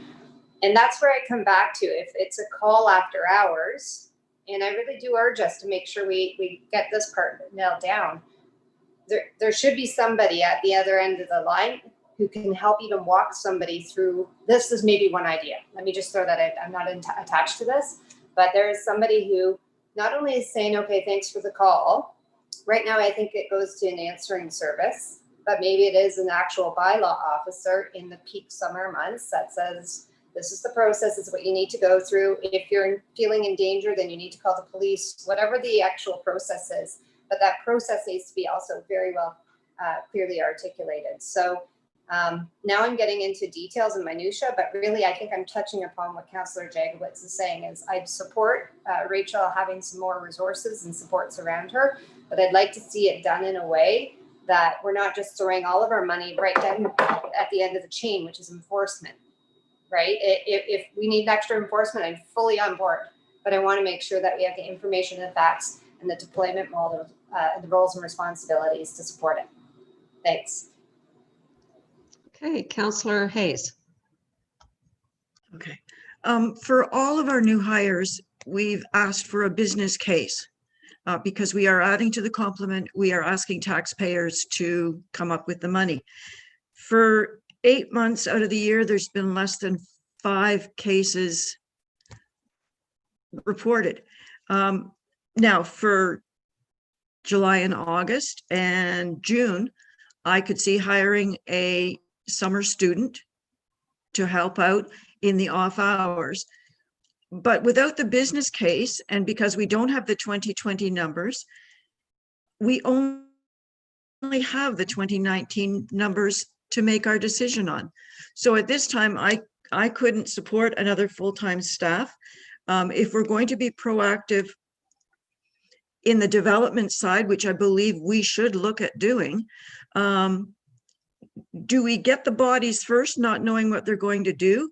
Or do we look at what that's going to entail, send the people out there, put a year under our belt, and then say, okay, here's our business case. This is what we need to do the work that you've required of us. And I feel better looking at it with the numbers if I'm going to go to the taxpayers and say, we need more money. This is what we're going to do with it. So I want the business case before I say that I want no extra bodies. But I think there is a business case there for somebody in June, July, and August to cover off the after hours. Okay, thank you. Councillor Zavitz. Thank you. And just albeit so briefly, to Councillor Hayes, I think that's why there's 10 of us sitting around, of course, 10 of us as elected officials sitting around this Zoom call. She's entitled to her opinion, as am I. I do believe there is a much greater need that, and certainly I understand what she's saying about a business case. It is there, but I think it's been written for quite some time. At least it has for the 2 years of my tenure. And I'm certainly prepared to carry on with a much more aggressive discussion. I think here we are, the staff. David is asking us for help, helping us to shape and frame a way forward. I certainly hope that everybody doesn't leave anything on the table and shares their comments. Thank you. Thank you. And I guess I would probably ask now, because Mr. Pink, I think you did mention that this summer Rachel's been really busy. So maybe you could just share what that position looks like at this, or you, Rachel, sorry, it looks like at this particular time. I'll let Rachel comment further. I think some of the questions received were, how long does each investigation take and how far are we behind? Just some high level points on the discussion, and thank you for all that input. Very quickly, there were no court cases in 2020 because of COVID. A lot of that is on hold, so we're not really backed up there. And each investigation is really highly variable depending on the issue at hand. Some can be dealt with quite swiftly. Others require extensive amount of discussion with the complainant, the property owner, investigation into the file of the property, multiple site visits. So it really does vary. I would echo, thank you, Chair, for those comments, and I think I did state that at the beginning. I would question the accuracy of some of those stats. Certainly, I find it extremely hard to believe that in the last 2 years, we received no complaints in September or October. And if that was the case, I wonder why I'm being punished so much and what's changed since I took over the position. Certainly, keep in mind, I've only been responsible for that function now for the last few months. I think as the CEO has mentioned, we need to be cognizant that we need to crawl, walk, and run. It's going to take some time, but I do want to get the reporting and the statistics more accurate and up to date. And that's part of the reason I included some of the benchmarking in the report as well, not to sort of complain or whine that we have the largest area, the most population, and the least staff. But I think it's an indication if our stats are inaccurate. I find it, again, very hard to believe that we receive a quarter or 10 or 20% of the complaints that a Bracebridge or Gravenhurst or Huntsville or Lake of Bays do. And I can assure you, if additional staff are retained, they would not be staring at each other. We certainly will, and the plan was to put a business case together during the budget process and lay out the need and the roles they would be undertaking and their responsibilities. Again, this discussion has been very helpful, but I thought it was important to do that before we just jump into a budget process to understand, like Councillor Zawitz said, gain the temperature and your input on some issues. The last thing, again, high level, that I would say before, again, if Rachel wanted to add anything further, is I don't think the intent is ever, we hear 24/7 a lot. I don't think we're ever going to be staffed at a stage where we feel comfortable that it's safe for, we have enough staff to attend a party, at 2 in the morning on a noise complaint with multiple individuals involved, where we're staffed to send someone safely to that event. But I think everyone can appreciate when you have one bylaw enforcement officer currently who is entitled to weekends off, holidays, sick days. We're clearly not staffed appropriately during the summer months, and I think a seasonal position is very much warranted. That is our busiest season, and also some support year-round. I like some of the suggestions, and I've had the same ideas about being more proactive in the off-season on development issues. Also, that is when a lot of the bylaw updating statistics and that sort of activity occurs during the perhaps the inquiries or the complaints may slow down a bit in the winter, but there's certainly no shortage of work. We've seen a laundry list of bylaws that need to be updated, and a few new bylaws we've heard today that need to be added. And that work can occur in the off seasons, and that's what those positions would be responsible for. But definitely my intention is that would be more heavily focused seasonally. That is certainly when we're the busiest, around April, May to Thanksgiving, where we need some additional support. And again, that'll be laid out to you in a business case at the budget time.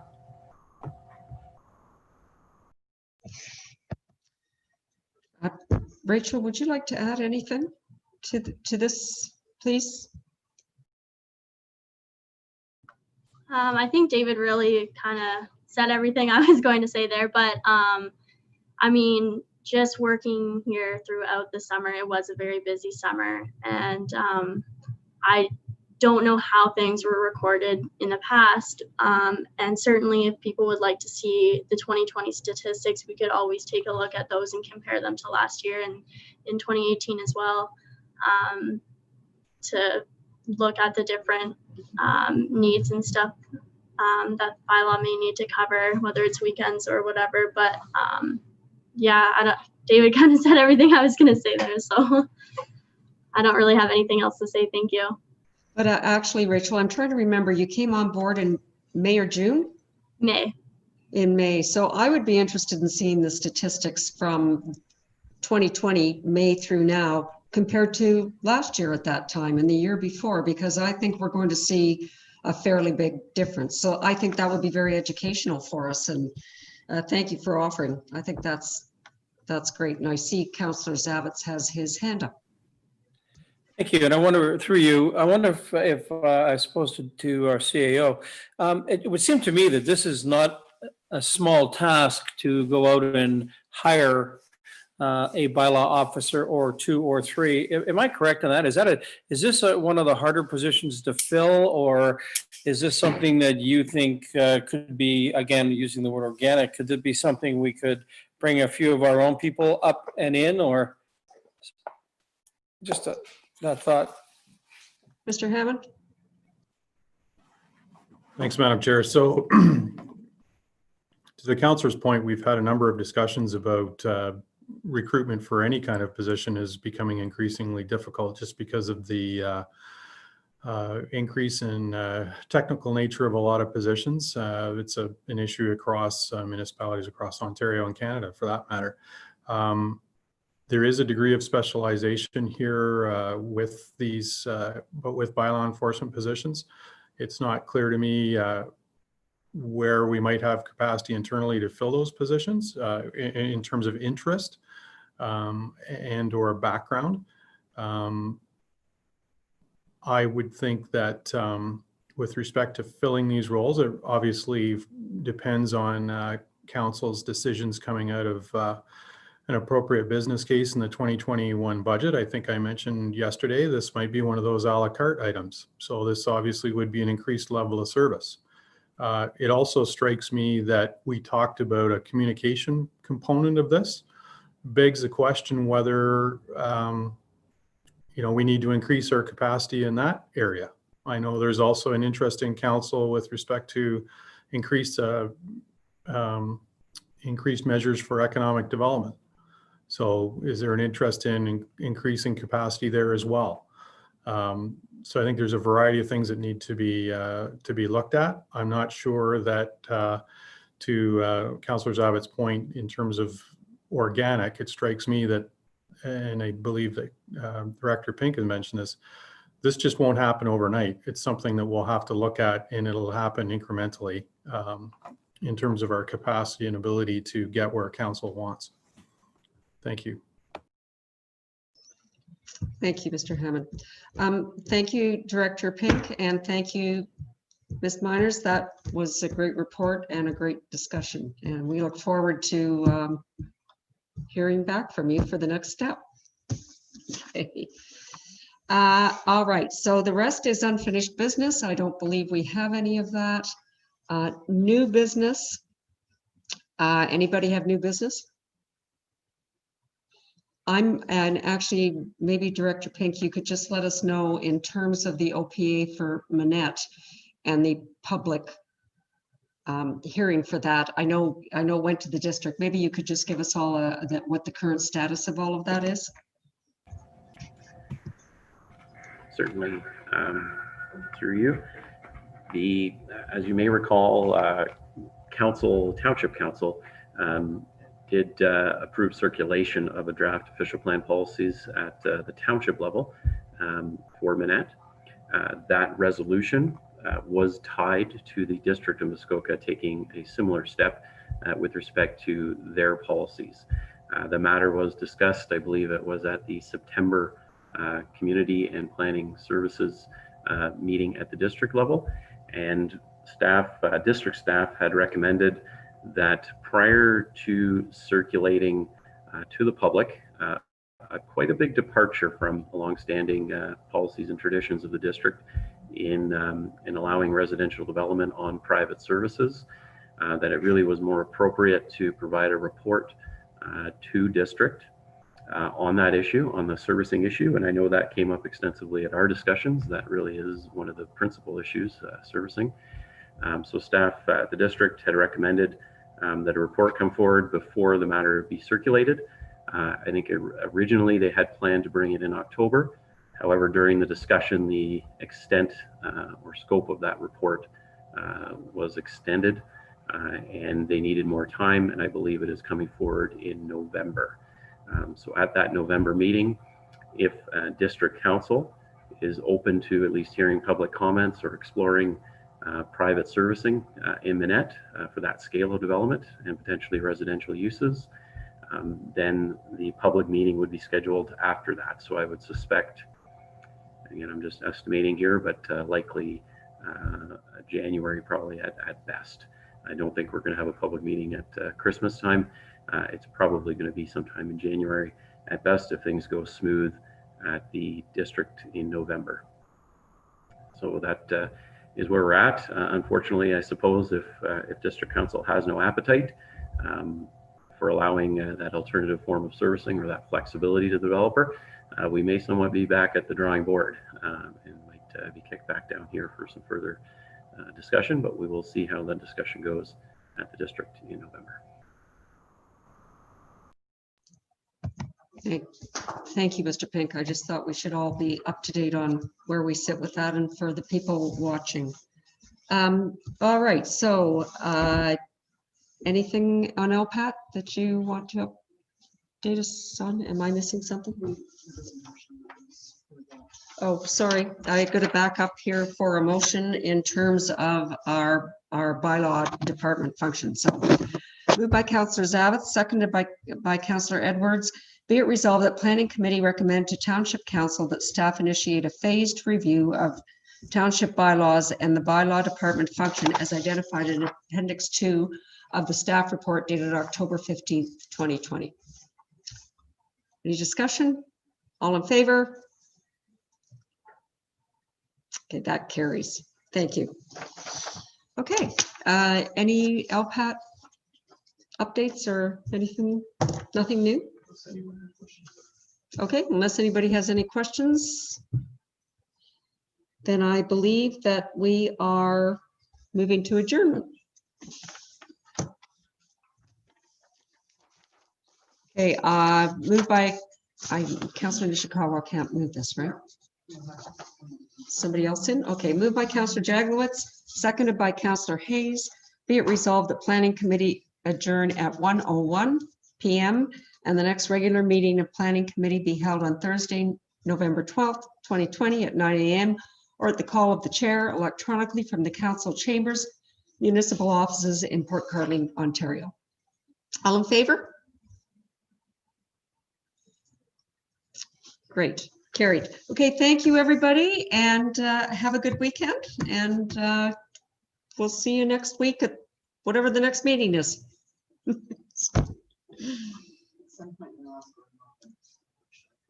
Yeah.